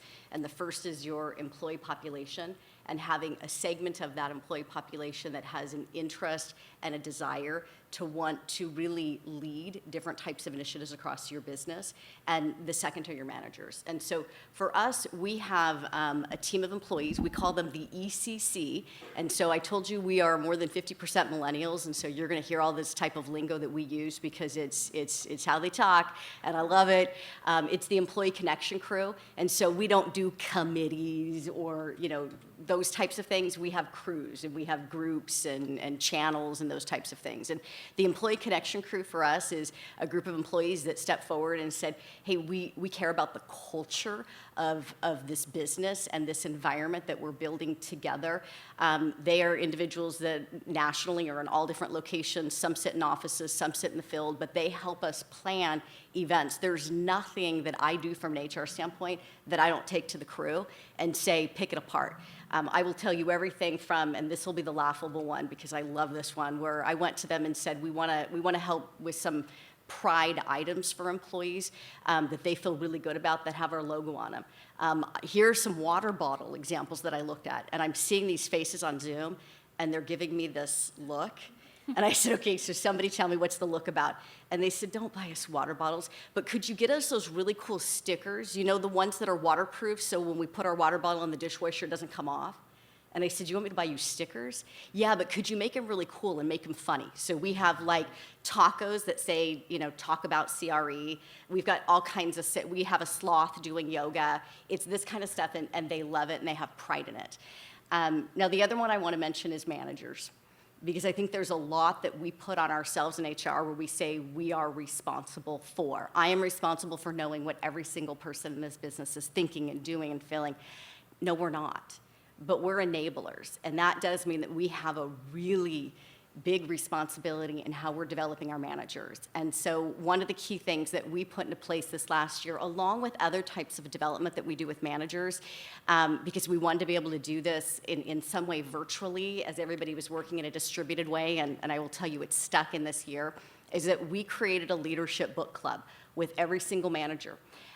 We rotate who has responsibility every quarter for selecting the new book that as a management team, we're going to study together. So we've read some amazing books.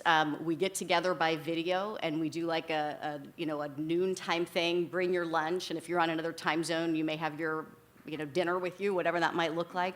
But we talk about it and we share with each other. And I will tell you, it's taken us to a whole other level from not just an education standpoint, but a depth in us appreciating each other and learning from each other. So those are just a couple examples to share that are hopefully helpful to you. So Mark, as with your organization and in your past life, what recommendations would you give to companies that are starting to create programs such as this? How should they kind of approach the work and start to build these programs? I would say trying to get people to focus on a level of self-awareness so that they can recognize when that's happening, and also trying to create a supportive atmosphere with their colleagues. And I would, and then from a management standpoint, or my past, I would piggyback on what was there, is that when we think about stress in the organization, our supervisors and managers are experiencing that to a large degree. And I think sometimes having those groups kind of be able to talk about that, share how they feel about that with each other and with people who can maybe address that is helpful, because they're really the ones who can help create the atmosphere you'd like among the staff, so that they're your pathway there. So I think trying to give a lot of attention to them and support them, understand what they're experiencing, you kind of meet them where they are and trying to get them to the point where they can recognize what's happening in the workforce and be able to be empowered to do something about it, because sometimes they're thinking, well, of course they're stressed. You know, I'm job, stressed. it's a job, right? Well, no, yeah, not just it's a job, but you know, they got a lot to do, I got a lot to do. You know, what do you think was going to happen? You know, so they do kind of, they're looking up to see how that gets alleviated. So kind of starting with them and finding out what their needs are. And I think we've learned is kind of just talking about it too, right? It's always been a we don't talk about it, it's not happening. But I think 2020 and 2021 has really shown it is happening, and giving our managers the tools to actually have those conversations without crossing any lines, right? We don't want to, you know, breach into any of the HIPAA or, because, you know, some managers don't care, they'll just ask any question. So we need to make sure that they have the tools. And also that, you know, it's employee-led as well. A lot of times these are top-down, but I think, you know, having a crew, love it. We're shifting too. When I first started, we were predominantly boomers. Now we're over 50% Yes. millennials. So it's happening. And so really understanding what the needs are and addressing that. You know, we have some folks in our workplace that are right out of college. You know, they're working in the grocery stores, you know, putting up displays versus someone who's been in a vineyard for 35 years. Different stress, different motivators, different triggers, and really understanding what those are. So I think it's having the conversation and really understanding what's happening within your workforce. So Toby, did you see this as a culture shift within your organization, or how did your employees kind of react to these programs that you were implementing? Yeah, no, it's a good question, and it was not a culture shift, I'll say, for us, because it was really part of what had already existed in our culture. We hadn't drawn attention to it the way that the ECC decided to draw attention to it. The other piece I want to mention with the ECC, and this is so much what I love of having an employee charged and based crew like this, is that this last year they said to us, an area that we believe is important that we have not had a voice in as an ECC is diversity and inclusion. And they chose at the beginning of 2020 that was something that they wanted to add to kind of their outlined objectives that they had created. And through that, they have done every single month now, they've selected a topic that they've pulled different employees from across the organization to help represent. Now, you know, some of those have been, you know, quite serious ones where, you know, we had an employee that had some experience, unfortunately, with suicide prevention as a topic in his family, and really asked to come out and speak on that. You know, we did one where one of our managers asked 2 months ago on a wellness standpoint to talk about his journey with nutrition and weight loss, and some traumatic things that had happened in his life that he had to turn around over the last couple of years. But to have individuals within your environment that are stepping up and wanting to share, that builds our culture, right? That says who we are, because it's not somebody from HR, it's not an executive in the company saying this is who we are. It's actions speak louder than words 100% of the time, and our employees see it and they hear it, and they see as a leadership team our support that we give to that. And so the amount, honestly, that I learned from them on a regular basis is it's just invaluable. Great. I know a lot of times these things can be daunting, these programs, you know, investing, and, you know, CEO, the CFO will ask, well, sounds great, well, how much is it going to cost, right? Because we got to answer to that too. Are there any free resources outside of what, you know, NAMI provides? Are there any free resources out there, or any resources you've tapped into that could help provide, you know, our audience with some tools?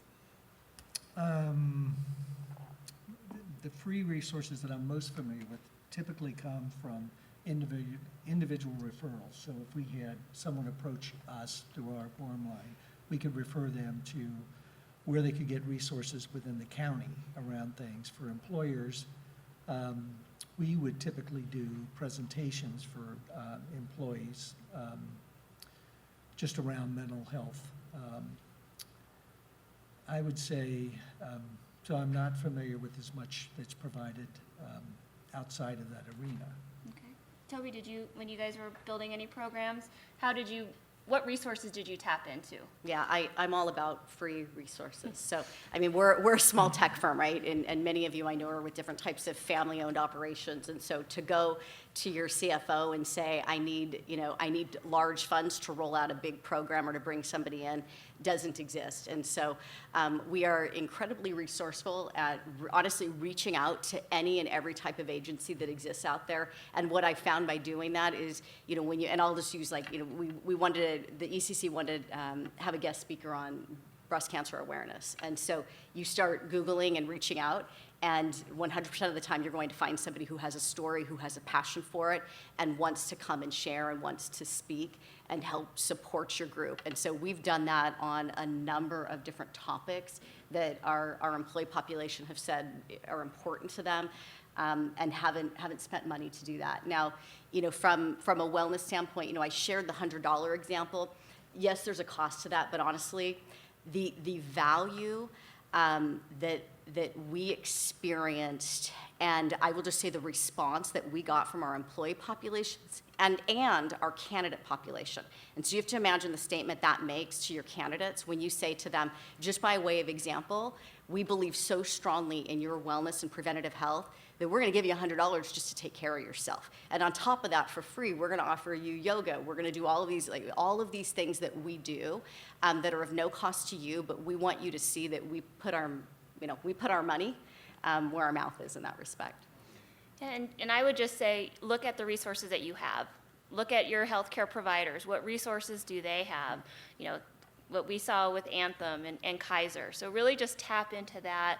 SHRM has excellent resources. I know it's not free, you have to be a member, but there's a lot of great resources out there. And listen to your employees. They have great experiences and a lot of times want to share those because they want to help the folks that they work with.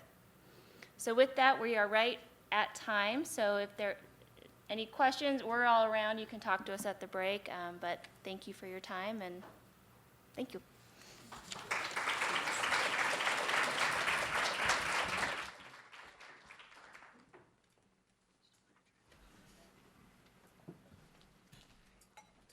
All right, so this morning really focused on the things you need to be doing within your organization to attract the next generation of the workforce.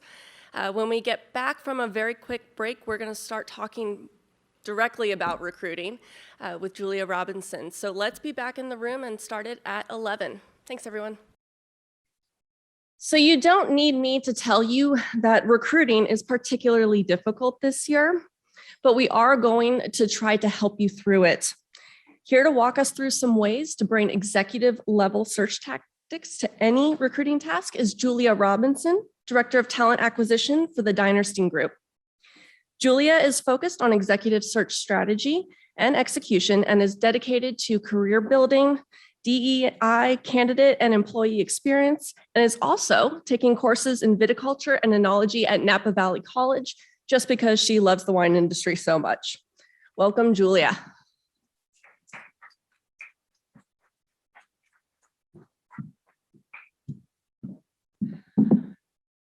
Okay, hi everybody, I'm Julia. Thank you, Erin, for that nice introduction. So it's actually kind of wild to be in the Archer right now. The last time I was in this building was a little over a year ago when I was evacuated during the LNU complex.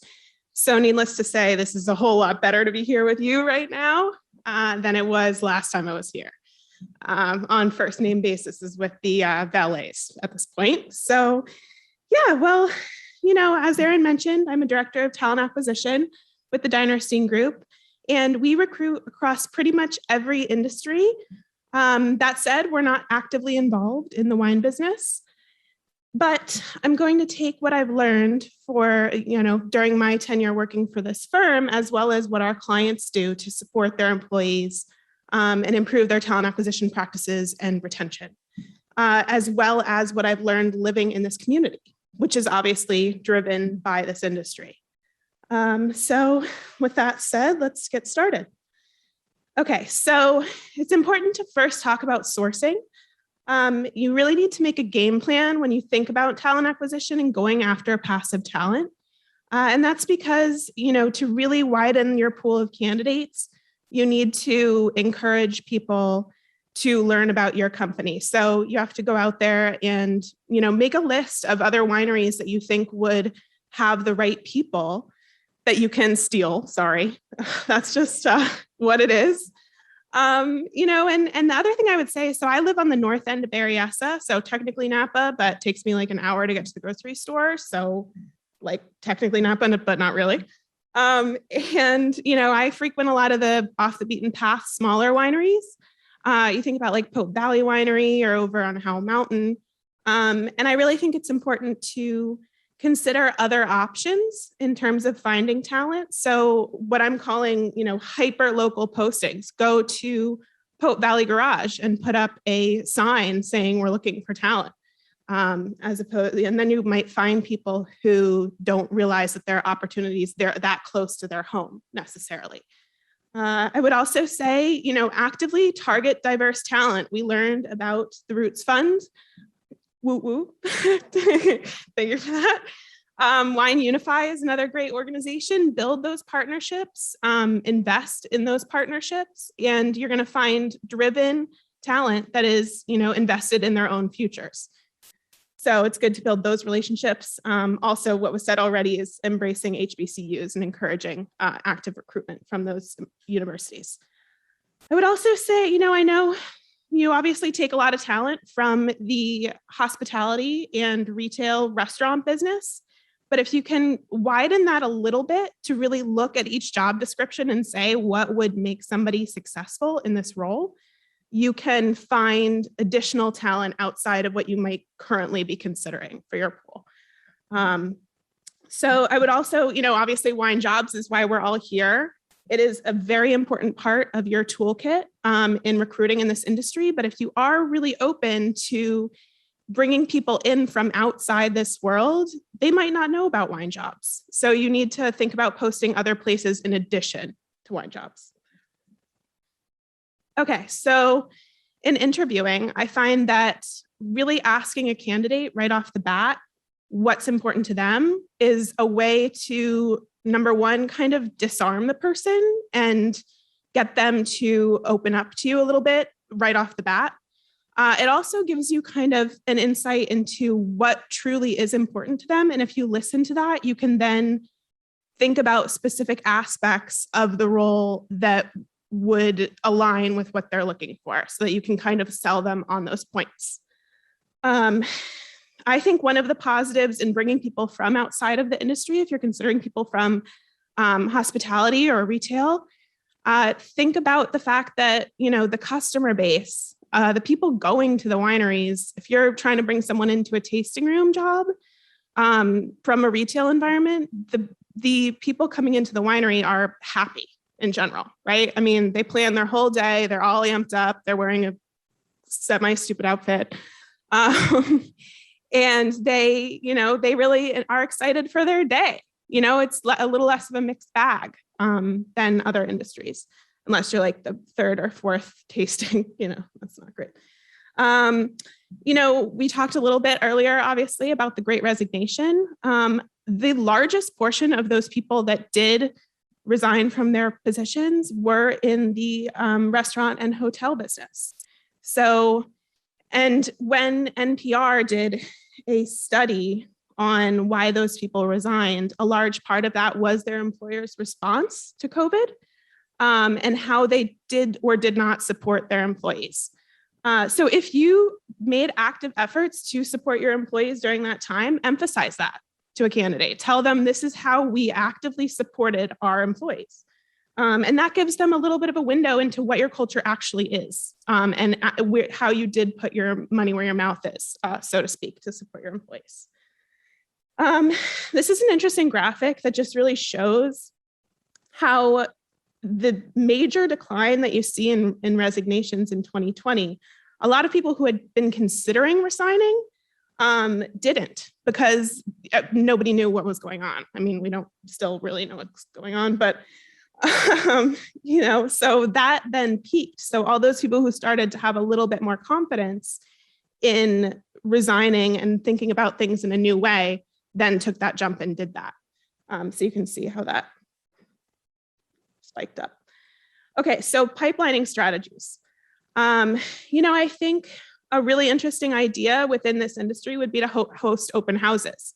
If you think about your, least busy day, if it's like a Tuesday, midday or something like that, invite people who are interested in potentially joining your company in the future to come see the winery, walk them through the tasting room, the cellar, the offices around the vineyard, and they can ask any questions that they want, maybe pour them a little tasting of wine or whatever. Also, embracing job fairs is a great idea. So there are job fairs also specifically for the wine industry and the restaurant industry.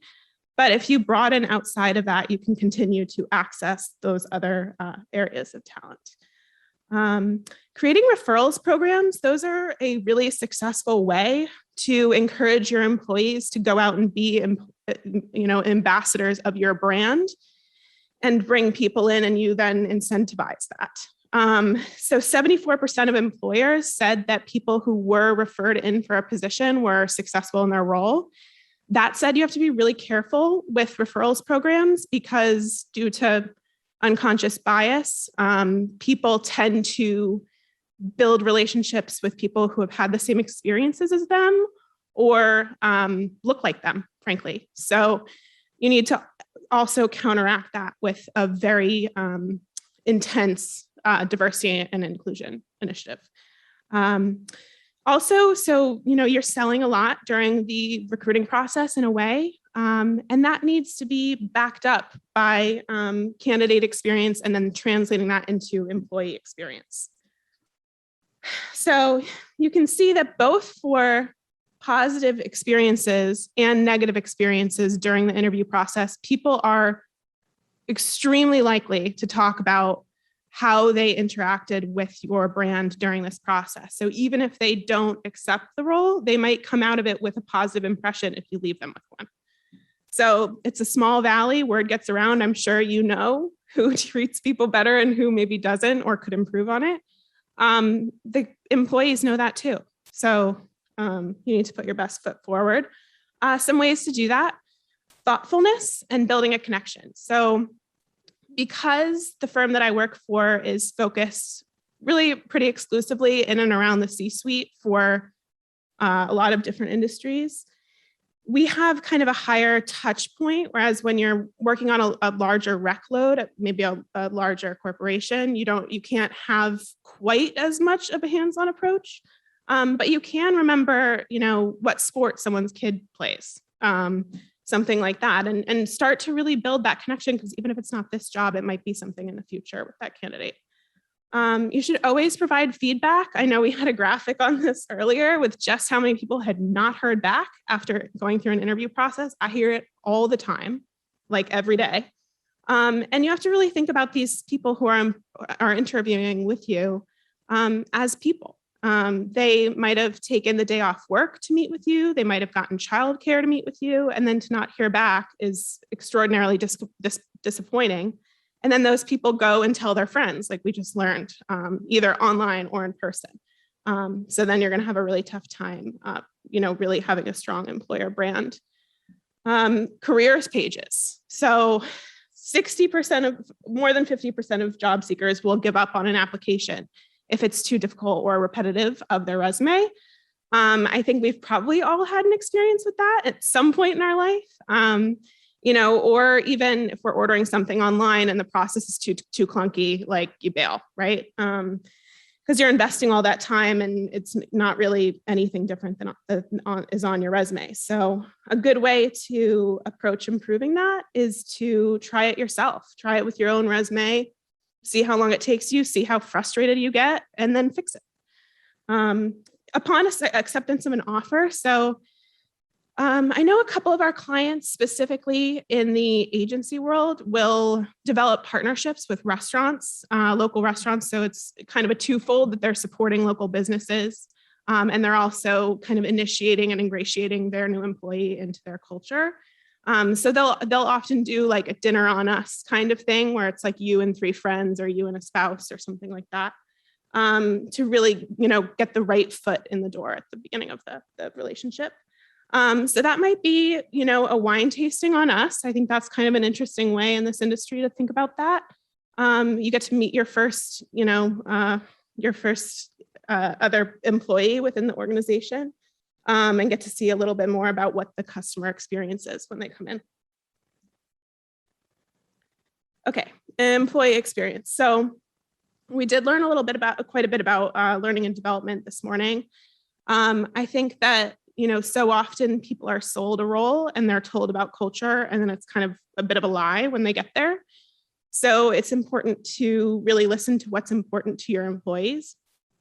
And I know that with all of my family and friends that are all in this industry, I kind of asked around, and a big part of that was learning and development. It's the same thing in other industries. A lot of people move because they don't see how they could move up within the organization, or how they could change a little bit about what they do to be in a different part of that organization.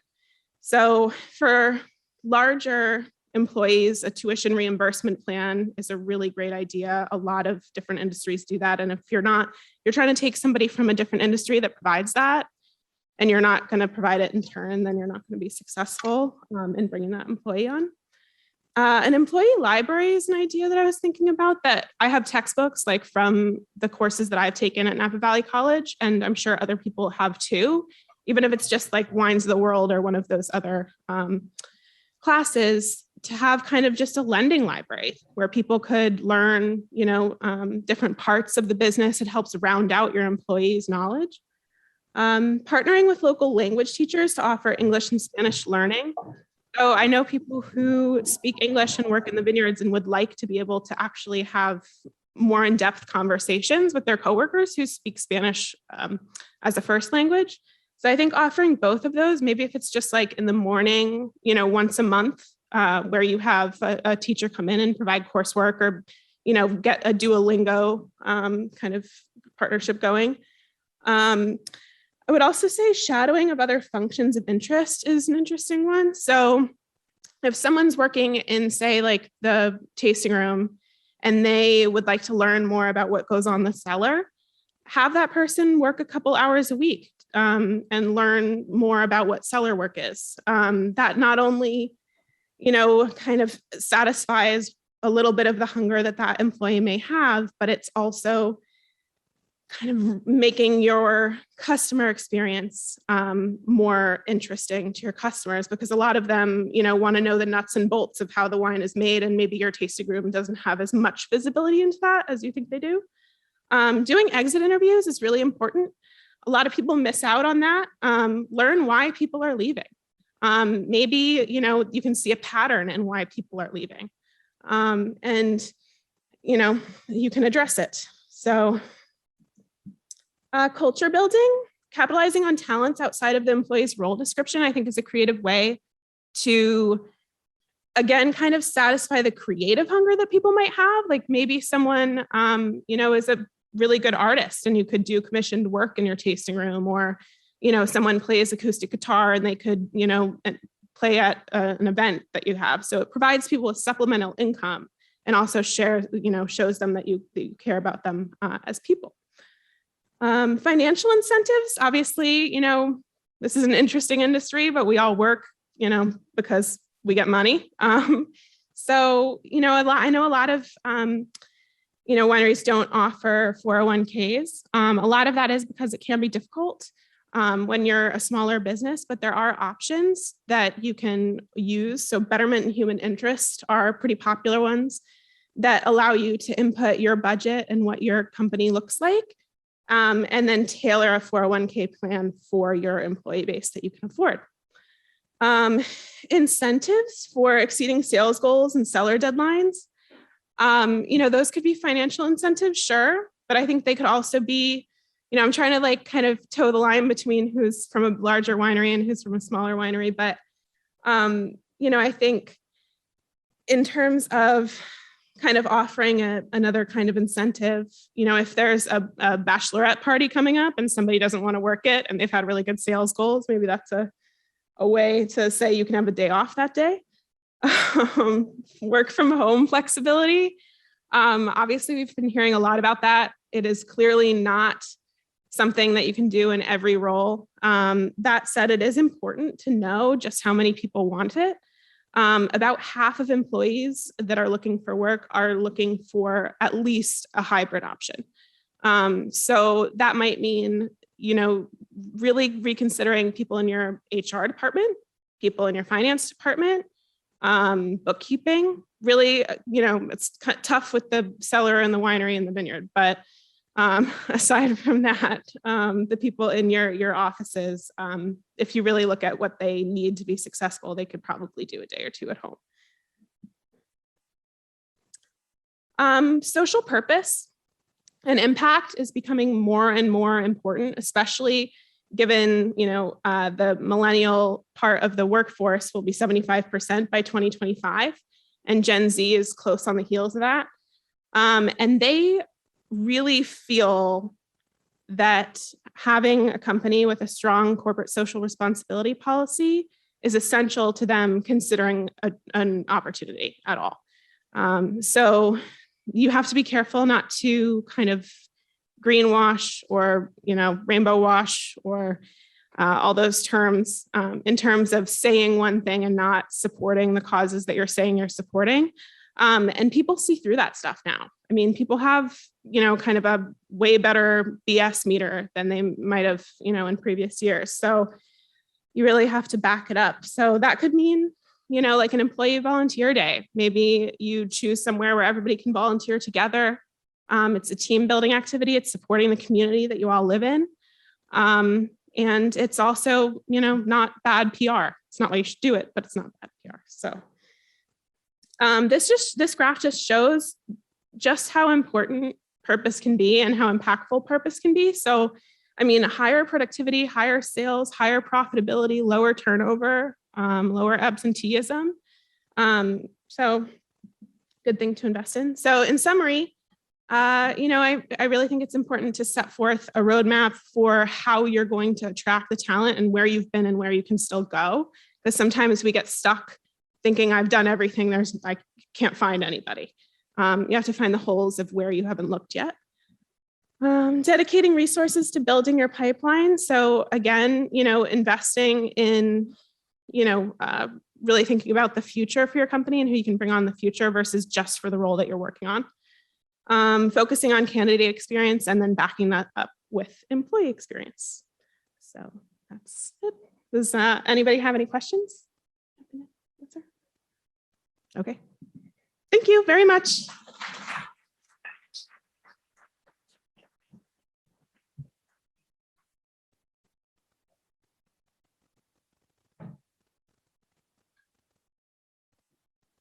All right, thank you, Julia. We are going to move into our last session of the day, and it's one of, and will become one of our hallmarks.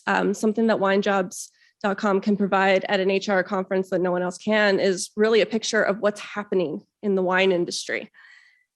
So to give you an idea of what's happening in terms of sales, trends, issues, and what we can expect going forward, we've put together a panel of some of the experts to really talk through all of those trends. So I'd like to introduce Andrew Adams, editor for the Wine Analytics Report. He oversees all editorial content and data visualization, and he's also a regular contributor to Wine Business Monthly. Also joining us is Danny Breger, the Managing Director, Category and Consumer Insights for Azer Associates, and the former SVP of Nielsen's Beverage Alcohol Practice. He focuses on the US retail environment and the consumer shopper. And last but definitely not least is Leanne Pierce, the Manager for Food and Agribusiness Industry Advisors for Wells Fargo Commercial Banking. She provides consulting services, portfolio management, and industry expertise on wineries and vineyards to customers and to banking executives. Join me in welcoming them.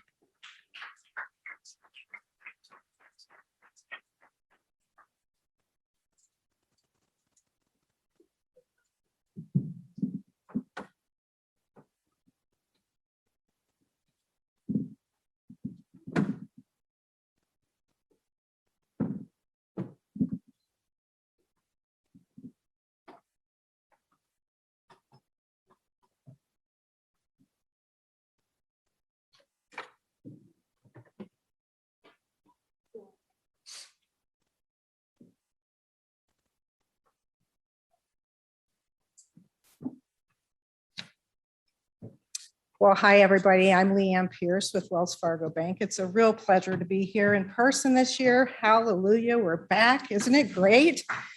I'm glad. Yes, let's give ourselves a hand.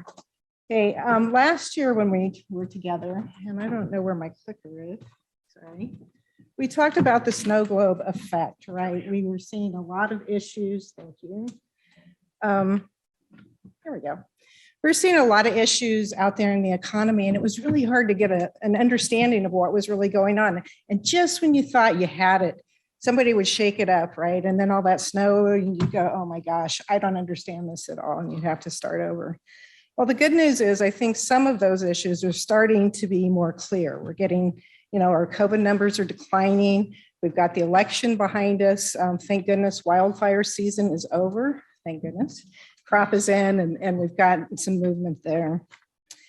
So, when we look at our COVID cases, we're really seeing that second wave starting to decline, and that's good news for the holiday season as we move into sales, which is so important in your industry for the wine business. So all of that is great news, but unfortunately, we still have some challenges ahead of us. And one of those big challenges right now is the supply chain. And I know you've all seen the news, 70 ships in the port of LA can't get unloaded, right?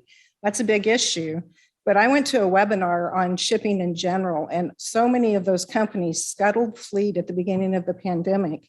They're now trying to rebuild it, and those ships aren't going to be on the water till 2023.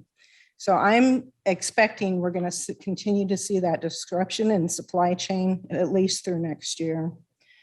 We've got inflation on, heading up, and that's going to hit everybody in the room. We've got labor. You guys have been talking about it all morning, right? You know this better than I do. It's just really tough out there. And we've got policy changes from a new admin that's sitting in Washington trying to deal with the pandemic, and consumer behavior that may not act like we thought it was going to, right? I kind of thought it was going to be the roaring 20s when we got past this, but it's feeling a little less like that to me now. And we've got cyber crimes that are really on the uptick. So starting with supply chain, we got cost escalation there continuing. My brother sells oranges for a living, and he's telling me that to truck oranges, it's costing him twice this year what it did last year. So you're just seeing that supply chain disruption really, evolve into cost escalation. We talked about the shipping fleet. Again, I'm not expecting that to come back till 2023.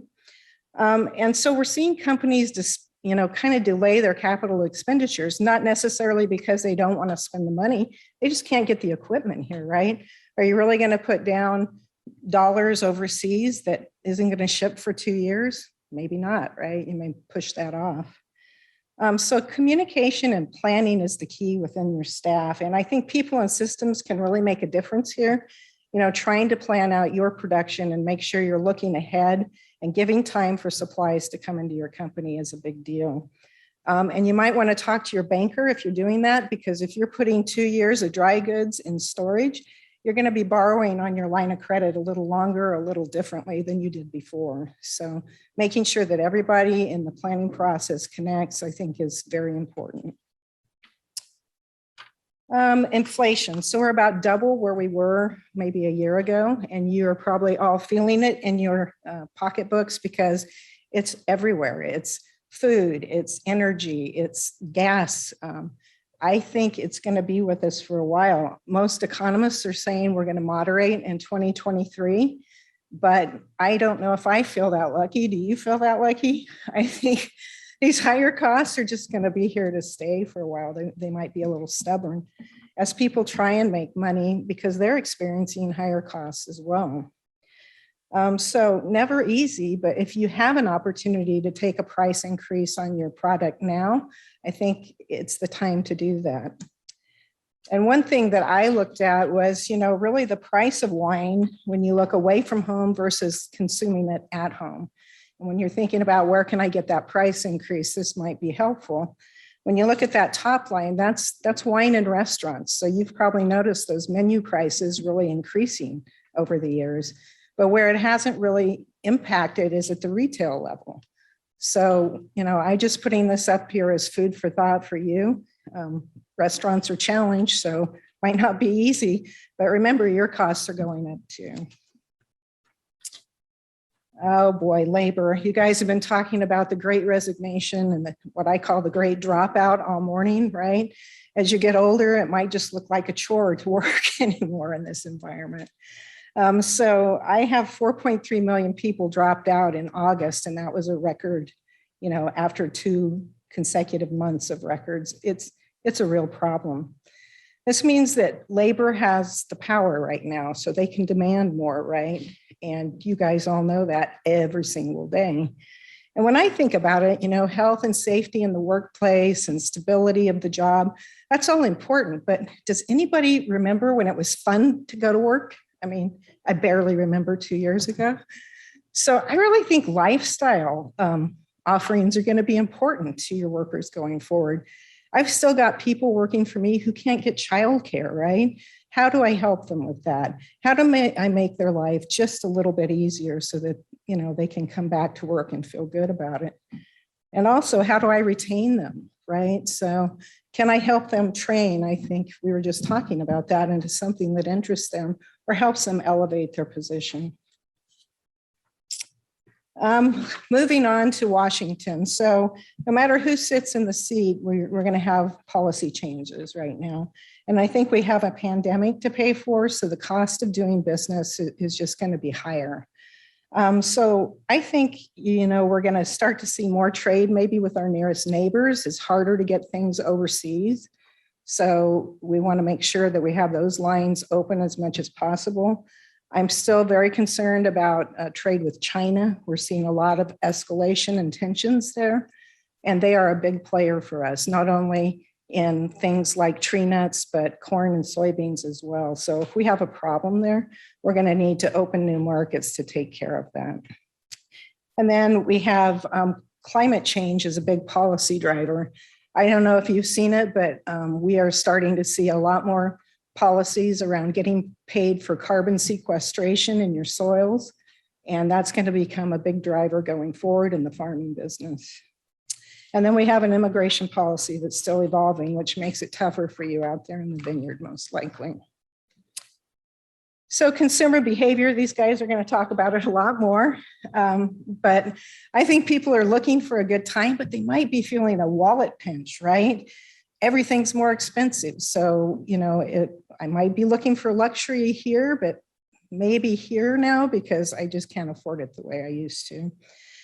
Consumer sentiment was 88% in April of 2021, and that's dropped to 72% as of October, which tells me going into the holiday season, people aren't quite as excited about it as they were. So something to keep in mind. Our consumers are more diverse than ever before, so I'm really glad to hear you talking about DE&I because I think having a workforce that mirrors that will help you in the market as well. And consumers are focused on health and wellness and socially conscious companies. So programs, making sure that you can talk about sustainability or actions you've taken to support social justice, that's a big deal with your consumers. And convenience. I never dreamed at the beginning of the pandemic that I would be Instacarting my grocery order down my long driveway into the back of my pickup truck about every 3 weeks, right? Because it's just so easy, right? It saves me so much time. I wrote an article in 2016 about convenience. I had no idea how it would evolve in the pandemic. And now that we've experienced, I think it's here to stay, right? I'm not giving up Instacart. And of course, on-premise consumption is still challenged, although in the restaurant I was in last night, I didn't notice that. It was hopping. So the last thing I wanted to bring to your attention were cyber crimes. I know this sounds weird, but they're really on the rise and they're starting to affect ag companies. We had a grain company in the Midwest hit this year. And the only reason they could continue to operate is because somebody on the staff was old enough to remember how to do it before computers were there. So if you haven't thought about a protocol or a way to protect your company from this, I think now is the time to think of it. 55% increase in cyber crimes over the last 2 years. So it's real and it's happening. So when I think about employee skill sets, last year I had the 5 in black on the list, and I think they're still good for this year. But if I were looking for people knowing what environment we're in now, I'd say, somebody who's really focused on expenses, I'd get them in the staff if they aren't already, and somebody who's cyber crime savvy to help you get those protocols in place. Thank you. Turn it over to Danny now. Thanks, Leanne. Good morning, everyone. I've spent most of my career analyzing and interpreting consumer demand and purchasing behavior largely in the beverage alcohol industry. And when I say beverage alcohol industry, wine and beer and spirits, because for the most part, more and more consumers are kind of buying across all 3 categories, and it's getting pretty blurry and fuzzy sometimes with exactly what the base liquid might be. And frankly, I think consumers are caring a little bit less about the base liquid and just enjoying whatever the beverage is that they choose to order. I want to do 3 things, I guess. First of all, describe the state of the wine industry as I see it. Probably need to click. Secondly, talk about the demographics of the wine consumer. And then thirdly, a little bit linking back to some of the discussions this morning about changing the makeup of your workforce and why is that important for business. I'm not going to go through this because I checked with Leanne to make sure I wasn't too far off the mark, because she's the expert on a lot of these things. And I think, when I look at things, there's a balance of pros and cons, like most times, but we've had all sorts of different concerns that cropped up over the last year or two in health, supply chain, and so on and so forth. Certainly there's cost pressures, but in the bigger picture, while there are positives and negatives, the thing that I've seen that's most concerning for me is that I've seen a slowing demand for wine. We've enjoyed the luxury of long-term increases in the wine category up until about 2017 and 18, and then we started to see the growth slow down. It was still growing, but not to the same extent. But over the past year in particular, I've seen a slowdown, which concerns me, and I want to talk a little bit about that, maybe some of the reasons for it. And then in the face of that, as Leanne said, there's lots of cost pressures, and likely we're going to see some increases in price. Whether that makes it all the way to the consumer, we'll see, because there's lots of reasons to try to manage price increases so that at retail, the consumer may not be facing it. You can adjust through it in other ways. But when this is a survey that was done by WSWA, which is Wine and Spirits Wholesalers of America, and a data source they have called SipSource, just recently, where they asked industry people, so these are not consumers, they asked people in the industry, what's the overall likelihood that your company will increase prices over some or all of your portfolio in the US? And you can see how that number jumped up from last couple of years when they did it from 17% to 43%. So over half, close to half said they're most likely or definitely will increase prices. So that's something that we should all be concerned about, just from what's the impact on consumers going to be because of that. The other thing that I like to look at is what are some of the big picture broad consumer drivers, especially by younger generations.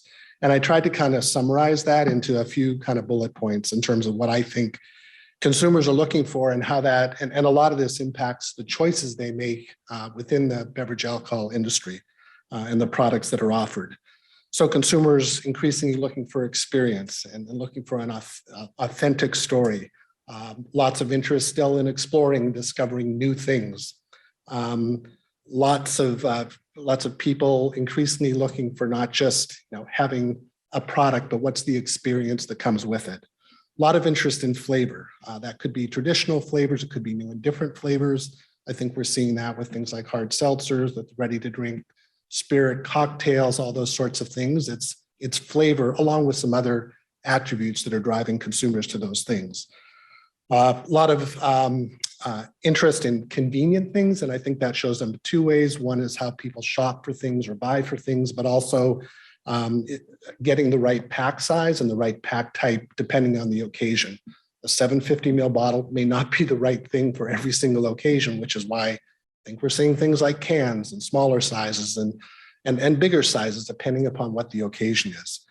A lot of interest in wellness. You can interpret that in lots of different ways. I think that shows up in social moderation. It shows up in all sorts of different healthier alternatives, even within the beverage alcohol industry. That's kind of wellness for me. A lot of interest also in kind of wellness for the world, call that sustainability, corporate social responsibility, et cetera.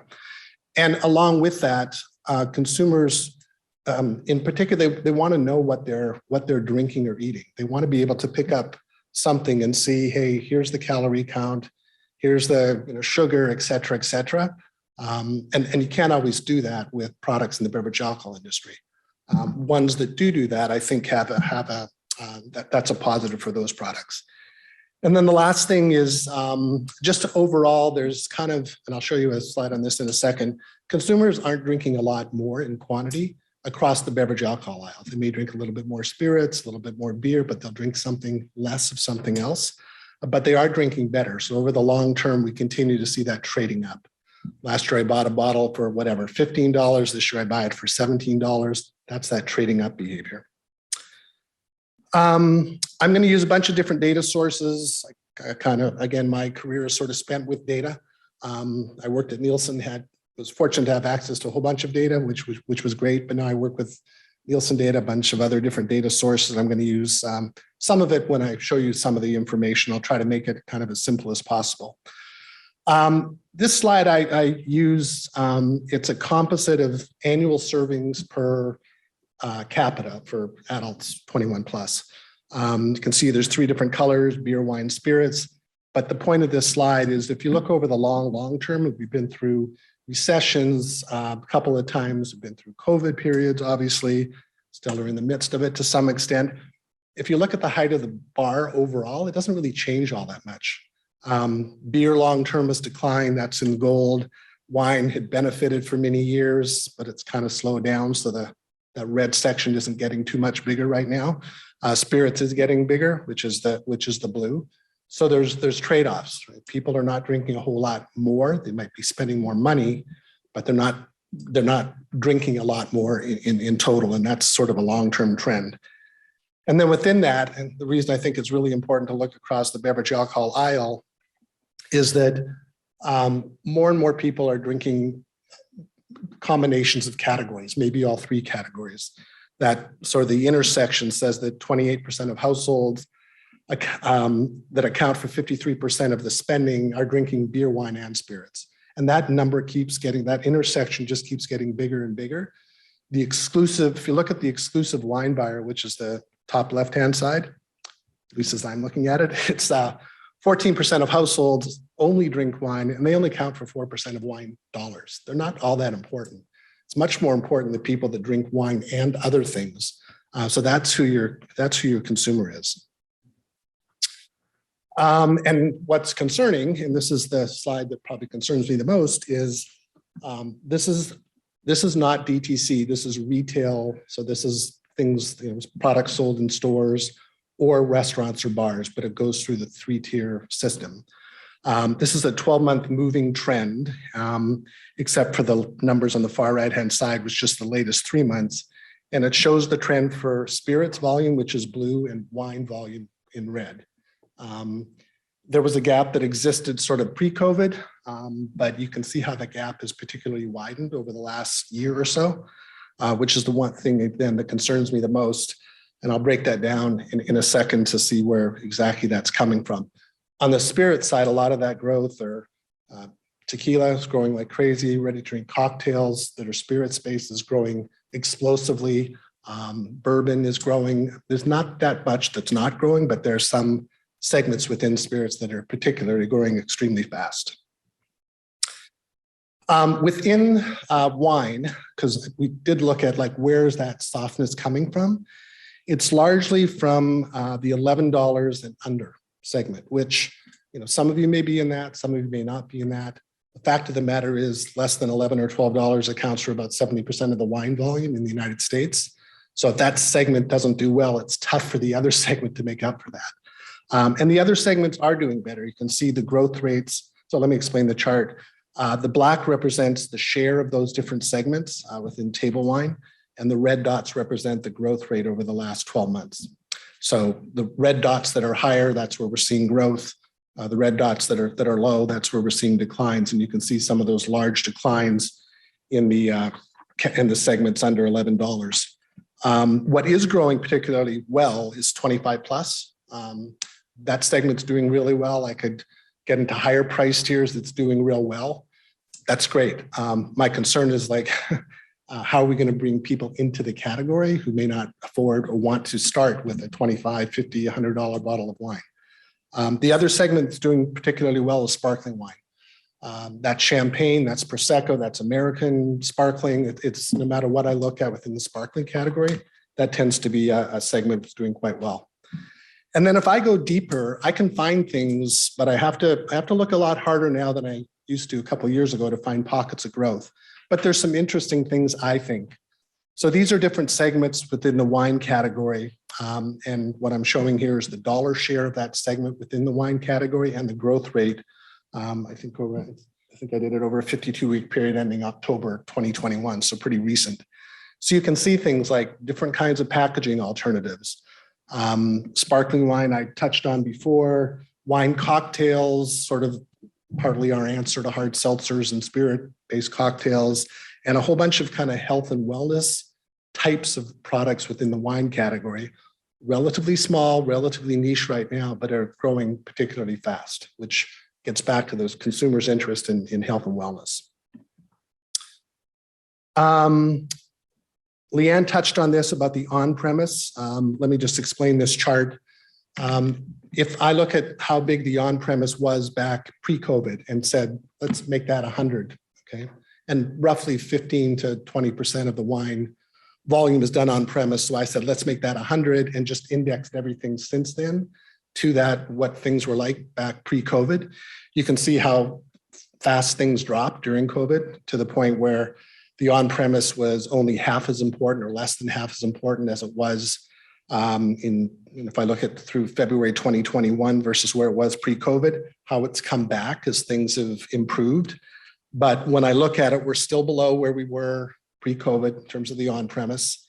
So if I look at that 84.4, that means that the on-premise share of wine is only 84% as large now as it was pre-COVID, and it's not recovering as fast as spirits. So again, we've got that kind of competitive pressure within the beverage alcohol industry. And when I look at part of it is, there's a whole bunch of reasons, but part of it also is that there's about 40,000 less on-premise accounts that are operating today than there were pre-COVID. I mean, it's come back a long way from where it was at the depths of the decline, but there's still not as many open restaurants and bars as there were as there were pre-COVID. One channel that is doing particularly well is direct to consumer. Andrew's going to talk a lot more about this. I put this up just to show, and you can look at kind of the size of various wineries that Wines Analytics classifies from over the 500,000 cases a year down to limited production under 1,000 cases. The third column represents the percentage, what percentage of the 11,000 plus wineries in the country operate in those different size sectors, and the percentage of DTC shipment dollars or value, as well as the percentage of DTC shipment volume they account for and the average price in those different tiers of winery sizes. At the same time, that whole DTC, and a lot of you or your companies may be heavily involved in DTC, it represents about 7% of the domestic US volume. So even if this segment does really well, and it's doing well, it's got to do extremely, extremely well to compensate for the declines that we see in kind of the retail 3-tier going through the distributor sort of part of the business. But it has been doing well. So this is from Wines Analytics and Sovos Ship Compliant. This is just DTC shipments from March through April of this year versus last year versus the year before. So versus last year, it's against all the COVID, everything that was going on, tasting rooms closing, et cetera, et cetera. 2 years ago, that was versus obviously pre-COVID. But whether we look at dollars in particular or whether we look at volume, we're seeing some nice steady increases for DTC shipments, which is a good sign. And particularly, it's a good sign this year because this is just shipments, whether it be to your wine club members or to other people that are ordering online. But I got to think if I put carry-out wine business on top of that, because it wasn't much last year at this time, we'd be even seeing nicer increases. So good channel. Hope that continues. Hope it gets bigger. Hope it's a vibrant channel. So the last thing I want to touch on is demographics, and I think is really important. Let me just explain this chart. So I'm looking at different age groups. The black is each of those, the black bars are each of these age groups, percentage of the population, nothing to do with wine, percentage of the adult population. The red is the percentage for each of those age groups contribute to wine buyers. Number of buyers, not the volume they account for, but the number of wine buyers. And then the third, the yellow bar, is the contribution of those age group to the amount of wine volume, okay? In an ideal world, if we're mirroring the population, the red and the yellow bars would be at the same height as the black bars, right? Because we would mirror kind of their importance to the population as a whole. That's clearly not happening. I mean, if you look at the 21 to 24, 25 to 34, even 35 to 44, those age segments are not contributing to the wine industry as much as they contribute to the population. And if we put indexes against it, so I just took the red bars and the yellow bars and indexed it to the black bar, anything under 100, we're under indexing versus anything over 100, we're over indexing. And to one of the speakers, a keynote speaker, they were talking about the older white person. They're on the right-hand side. They're going to die at some point. Well, they're not dying right now, but maybe some of them are. I don't know. So to count on that group for our long-term, health of the industry, not a good idea. We got to figure out the left-hand side to sustain long-term growth. The other part of that is, let's look at the multicultural aspect, and we see the same thing. Again, in a perfect world, the black bar, the red bar, the yellow bar, they're all going to be at the same level, and they're not. You can see those indexes are pretty sad in a couple of cases. African Americans, whether we look at percentage of buyers, percentage of volume, it's less than 90. Hispanics, Asians, other multicultural groups, not a good situation. And while some people, I think, maybe think of those things as two separate things, the fact that they're really not two separate things, because younger legal drinking age generation and multicultural pretty intertwined. They're really not two separate topics, because if we look at younger generations, they are more heavily multicultural groups than they are white, right? As this shows. So 24% of the white population, and I chose 15 to 34. I realize 15 to 20 is not a legal drinking age, but they will be in the next several years. Add that to the 21 to 34-year-olds that are current legal drinking age consumers. 24% of age 15 to 34 are in the white population is that age group. But in the Hispanic population, that's almost a third. Asians, 30%, African Americans, over 30%. So again, younger LDA generations and multicultural are pretty heavily intertwined. So if we solve one or address one, we're really solving the same issue. And we haven't done a good job of that. If I look at spirits, on the other hand, spirits has done a much better job. So spirits is in the green, where again, you try to mirror that black bar. You can see that spirits has done a really nice job, and they derive a much larger percentage of their business from younger groups, younger generations, and multicultural generations, again, often intertwined, versus the wine industry. So we have some work to do. The second area that I want to talk about just really briefly is wine in the e-commerce world. So this is some other data that I have access to from my friends at Nielsen. It shows on month-by-month basis wine e-commerce dollars, and then mirrored alongside of that is the red, which is the wine buyers that are buying through e-commerce channels. You can see when COVID hit, the positive impact that had on the amount of business being driven into e-commerce. I think and these aren't people that were new to the wine category. These aren't people that are new to other things online, but a lot of them were new to buying wine online. But that had a major impact on increasing the amount of business going through the e-commerce channels. And the good thing about that is that when I look at the contribution of 21 to 34-year-olds overall versus the contribution of 21 to 34-year-olds to wine being bought online, we do see some nice increases. So younger consumers are definitely driven to e-commerce channels. So the more you make that easy for them, the more they know about it, the better it is for that younger generation to buy more wine. So I'm going to leave this one last slide. This is the one that probably bothers me more than anything. It's Wine Market Council does some great consumer work. They do a lot of surveys. They've done some of these surveys consistently over time. And one of the questions they asked was, do you prefer wine over other alcoholic beverages, or do you prefer other alcoholic beverages over wine? And this is the response from the 21 to 29 age group.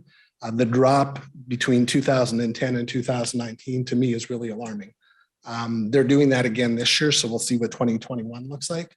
But that's the issue that I think we really need to pay attention to. So I'm going to leave it and turn it over to Andrew. But I would say that for me, as I look at some of the data and some of the implications, having representation in your workforce of younger and multicultural consumers is like super important.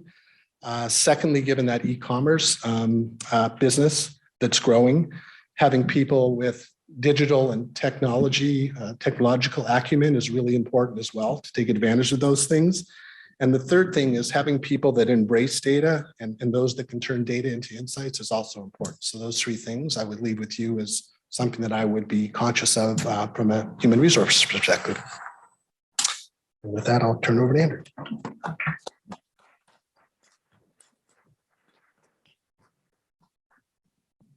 Thank you, Danny. That was great. Really appreciate it. Again, my name is Andrew Adams. I'm the editor of the Wine Analytics Report. That's a digital publication that is part of the same company that publishes Wine Business Monthly and puts on this event and the financial symposium as well. I've been very encouraged to hear previous speakers, Danny just most recently, talk about the value and importance of data. That's something we're seeing that's very close to our heart, my heart, I should say, our operations. That's what we try to provide for the industry. So what I'm going to talk about today is primarily direct-to-consumer shipment data. That's been our bread and butter for several years. That's where I first started working in data as part of Wines and Vines magazine. That then was added on to other key metrics that we have been tracking since then, which has been about more than a decade now, namely our Winejobs data. I believe Eric showed you all some of that this morning. That's been incredible to watch. The increases there, as you all are keenly aware of, the intense demand for available workers in DTC, even production too. We also track off-premise sales. It's courtesy of Nielsen, and then total US wine sales through BW 166, on-premise sales through CGA. So, and we've also established a working partnership with Wine Searcher, getting some more consumer insights in terms of what people are looking for. But today's DTC, so let's get right into it. And here we are. We are up 13% for the last 12 months through September. And it's been really positive in my mind to see this strong growth up on top of a record year for all the reasons we're so aware of and back in through those early days of the pandemic. But so right now in September, we're up 15% to nearly 360 million. And I'm going to be talking primarily in terms of value, dollars, and volume, which is 9-liter cases. For September, that's up 5% to 710,000. And so that's great. As you can see, you know, earlier this year, March, and then into April, we saw a decline in volume.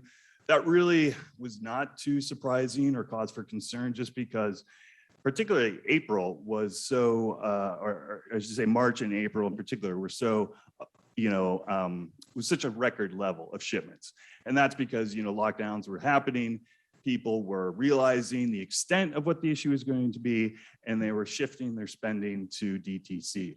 And, Danny was talking about the tonal market, and we see, and I've been watching that myself, as DTC as part of that market, it has seen spectacular growth, but it still is not enough on its own to move the market. So it's been really more people shifting their spending. I think the first person I heard channel shifting from was Danny, but I think we're all really familiar with that phenomenon now, is that people couldn't go to restaurants. They may be going to stores a little bit less, so they're buying more on DTC.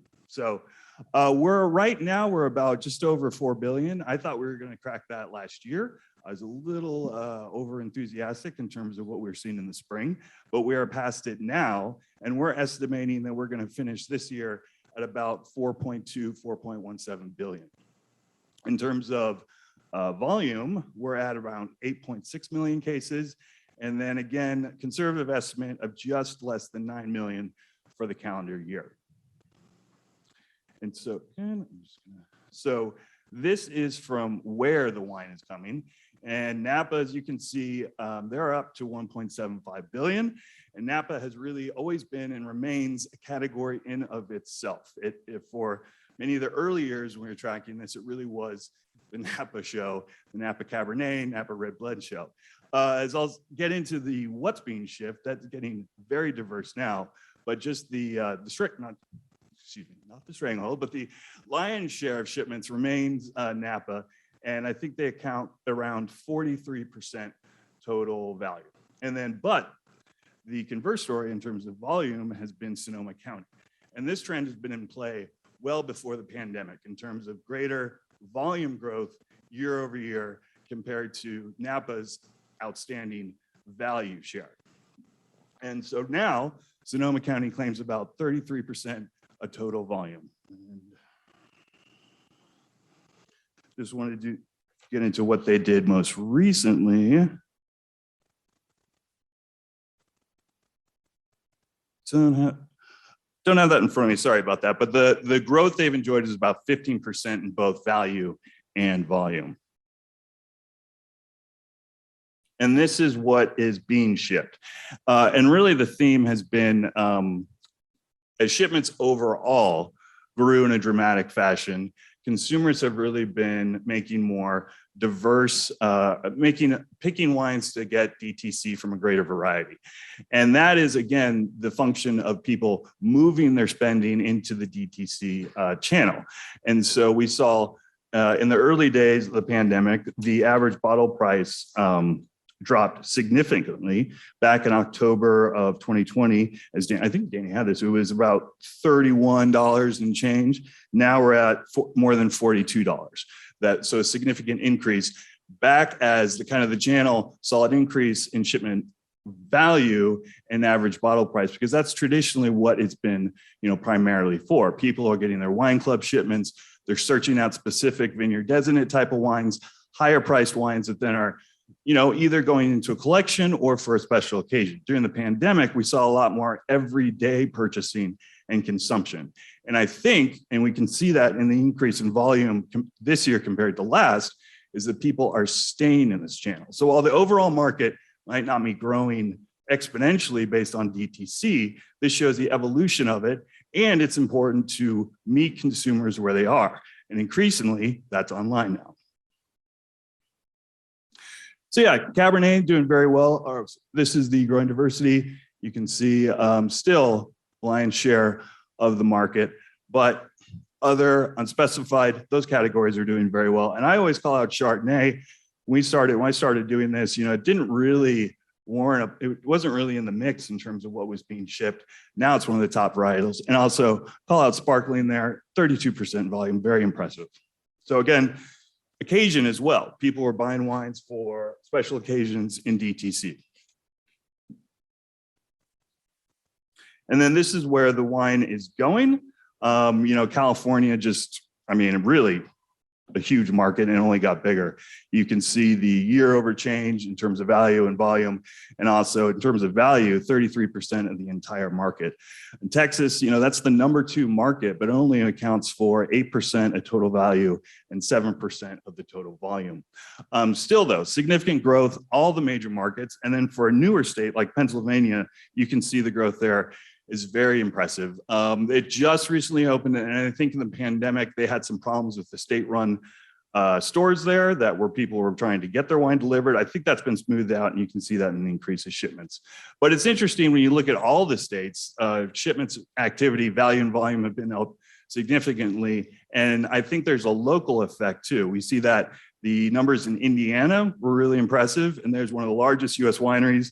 And I think they really focused on DTC to get through the pandemic. And you can see that in the interstate shipments. That's the other thing is like you look at other US as a region, very strong growth there too. So I will say Oregon's interesting that they are also a major shipper and receiver. So their shipments were up 13% to 273 million, while that was the value, while the volume was up 9%. And then in terms of what they received, that is also up significantly too. You can see there.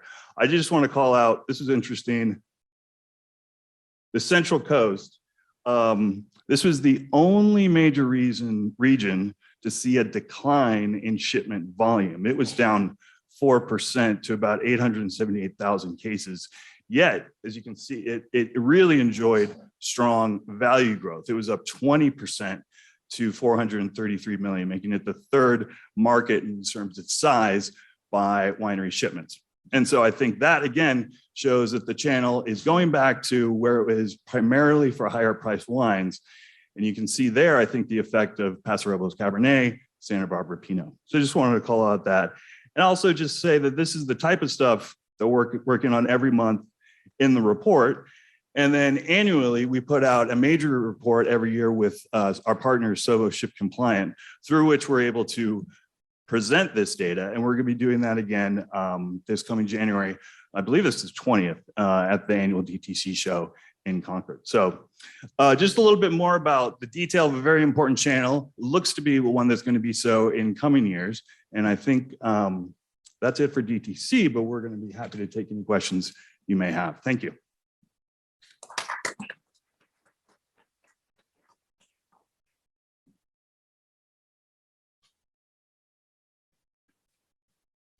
You guys just want to have lunch now, don't you? I don't think.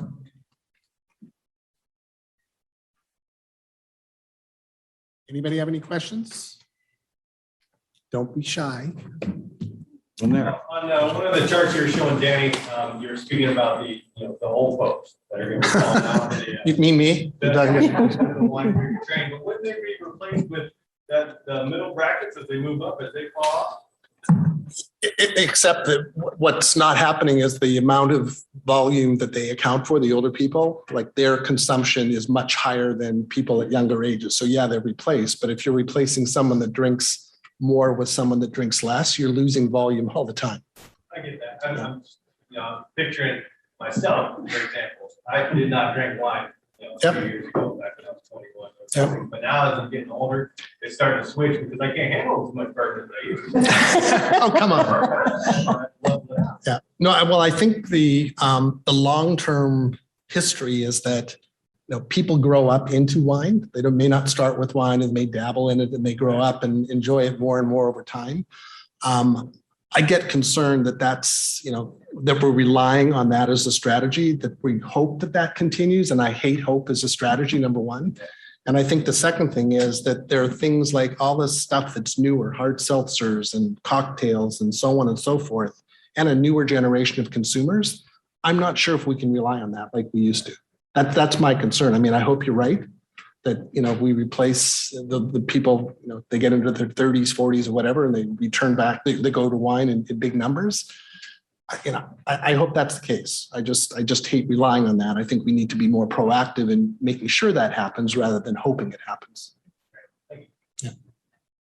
For any of you, is there some hope in the trend where consumers learn how to cook more? They spend more time in the kitchen. Does that bode well for us? Why?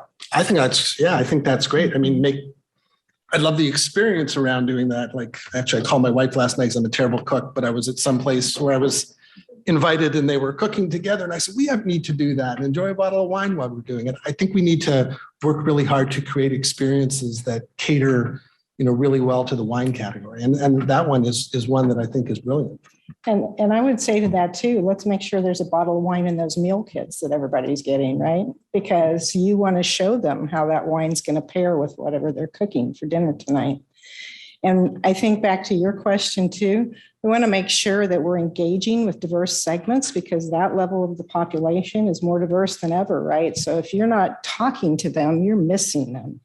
So I think, keeping that on your radar, it's time for that. For sure, I concur. And I'd say in terms of the conversation, really for DTC, it's been great. The adoption, not just of the channel, but the technology to facilitate that conversation in a virtual way so that your winemaker and head of sales don't have to fly all over the country. You can do that now quickly and efficiently. And that was really a driver. Talked to a lot of people in DTC and they all say that worked really well. They're going to keep doing that as much as consumers are interested. And then it also helps, where are you going to meet younger consumers in digital channels? So if you need to make that move because, more established consumers have gone into DTC, and that's where I think, your younger people are just already are. So, yeah. I looked at some demographics of people that are shopping online for wine. The biggest increases during COVID were at the extremes. Older people who probably didn't know, or now they had to use the computer to order stuff or their phones or whatever, and the younger groups, both the extremes. Yeah. Started out with a head start spirits and beer catching up, or does wine still have size? Yeah, so that's a great question, Eric. So wine has about a 65 to 70% share of the DTC channel, compared to maybe 15% of the overall beverage alcohol industry. So, that's a channel where we can win, or we should win, because we're so dominant. And part of that is, it's just, part of that's the nature of the category. People can order wine online for gifts and ship it here or there. And part of it's the laws that allow for it. It's the laws against doing that for spirits are a lot more restrictive. And they're trying to change that really quickly so they can be a bigger part of the DTC channel. They've gained a little bit of share, Eric, but they've gained a little bit, but wine is still hugely dominant in the DTC channel.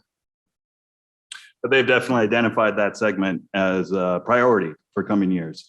And they're going to do everything they can to ship spirits DTC, because you see the major producers who are in step with the major wholesalers, and they're seeing the value and potential of that market. Whereas in previous years, pretty insignificant possibly for them, relatively speaking, not so anymore. You see major wineries invest in this area.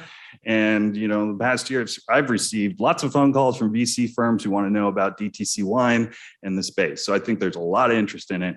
And I know spirits producers are looking to get a part of that. And kind of in tandem with that, there's been a lot of evolution in terms of e-commerce and what is presented to the consumers, and is then facilitated by local delivery, which is, powered by the wholesalers. So there's a lot of synergy there that provides a DTC experience, but wouldn't fall under what we would call traditional winery DTC shipments.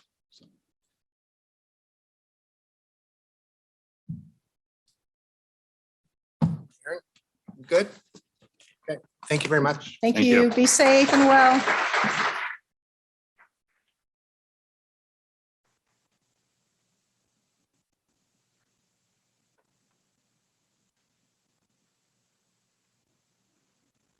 All right, I know we're all hungry. My stomach still thinks it's 1 o'clock, so I'm with you there. But I do have a couple of reminders and announcements before we break. The first being, you will receive through email a survey about the conference today. Please take some time to fill that out. We really do take your feedback into consideration and use it to build the program for next year. And in the spirit of making your life easier and listening to feedback, we've also launched an HR newsletter. So if you flip to the back of your program, you'll see a little preview of it. This is going to go out every month on the 10th or closest weekday if the 10th falls on a weekend. We've brought in Geraldine Flatt and Marcel Rodrigue to serve as our contributing editors to this, and we'll be addressing hot topics, the news you need to know, giving you resources and metrics. We've sent 3 issues out. If you haven't received it, come find me at lunch and I will make sure that your email is on our list. Also, Eric mentioned this earlier, that Winejobs is really stepping up its marketing. If you'd like to partner with us and help get a wider reach, please reach out to Eric or Shelby or myself, and we'll make sure that that happens. All right, those were all the announcements. Yes, I did it. Okay. So on behalf of the entire winejobs.com and Wine Business Monthly teams, I want to thank all of you. I want to thank our sponsors, our advisory board, mostly for answering my panicked calls in the middle of the day, all of our speakers who took some time out, and to you for showing up and also being patient with me as I kind of relearn how to speak in front of a group. This is a little weird. All right, lunch is now served. Thank you for being here.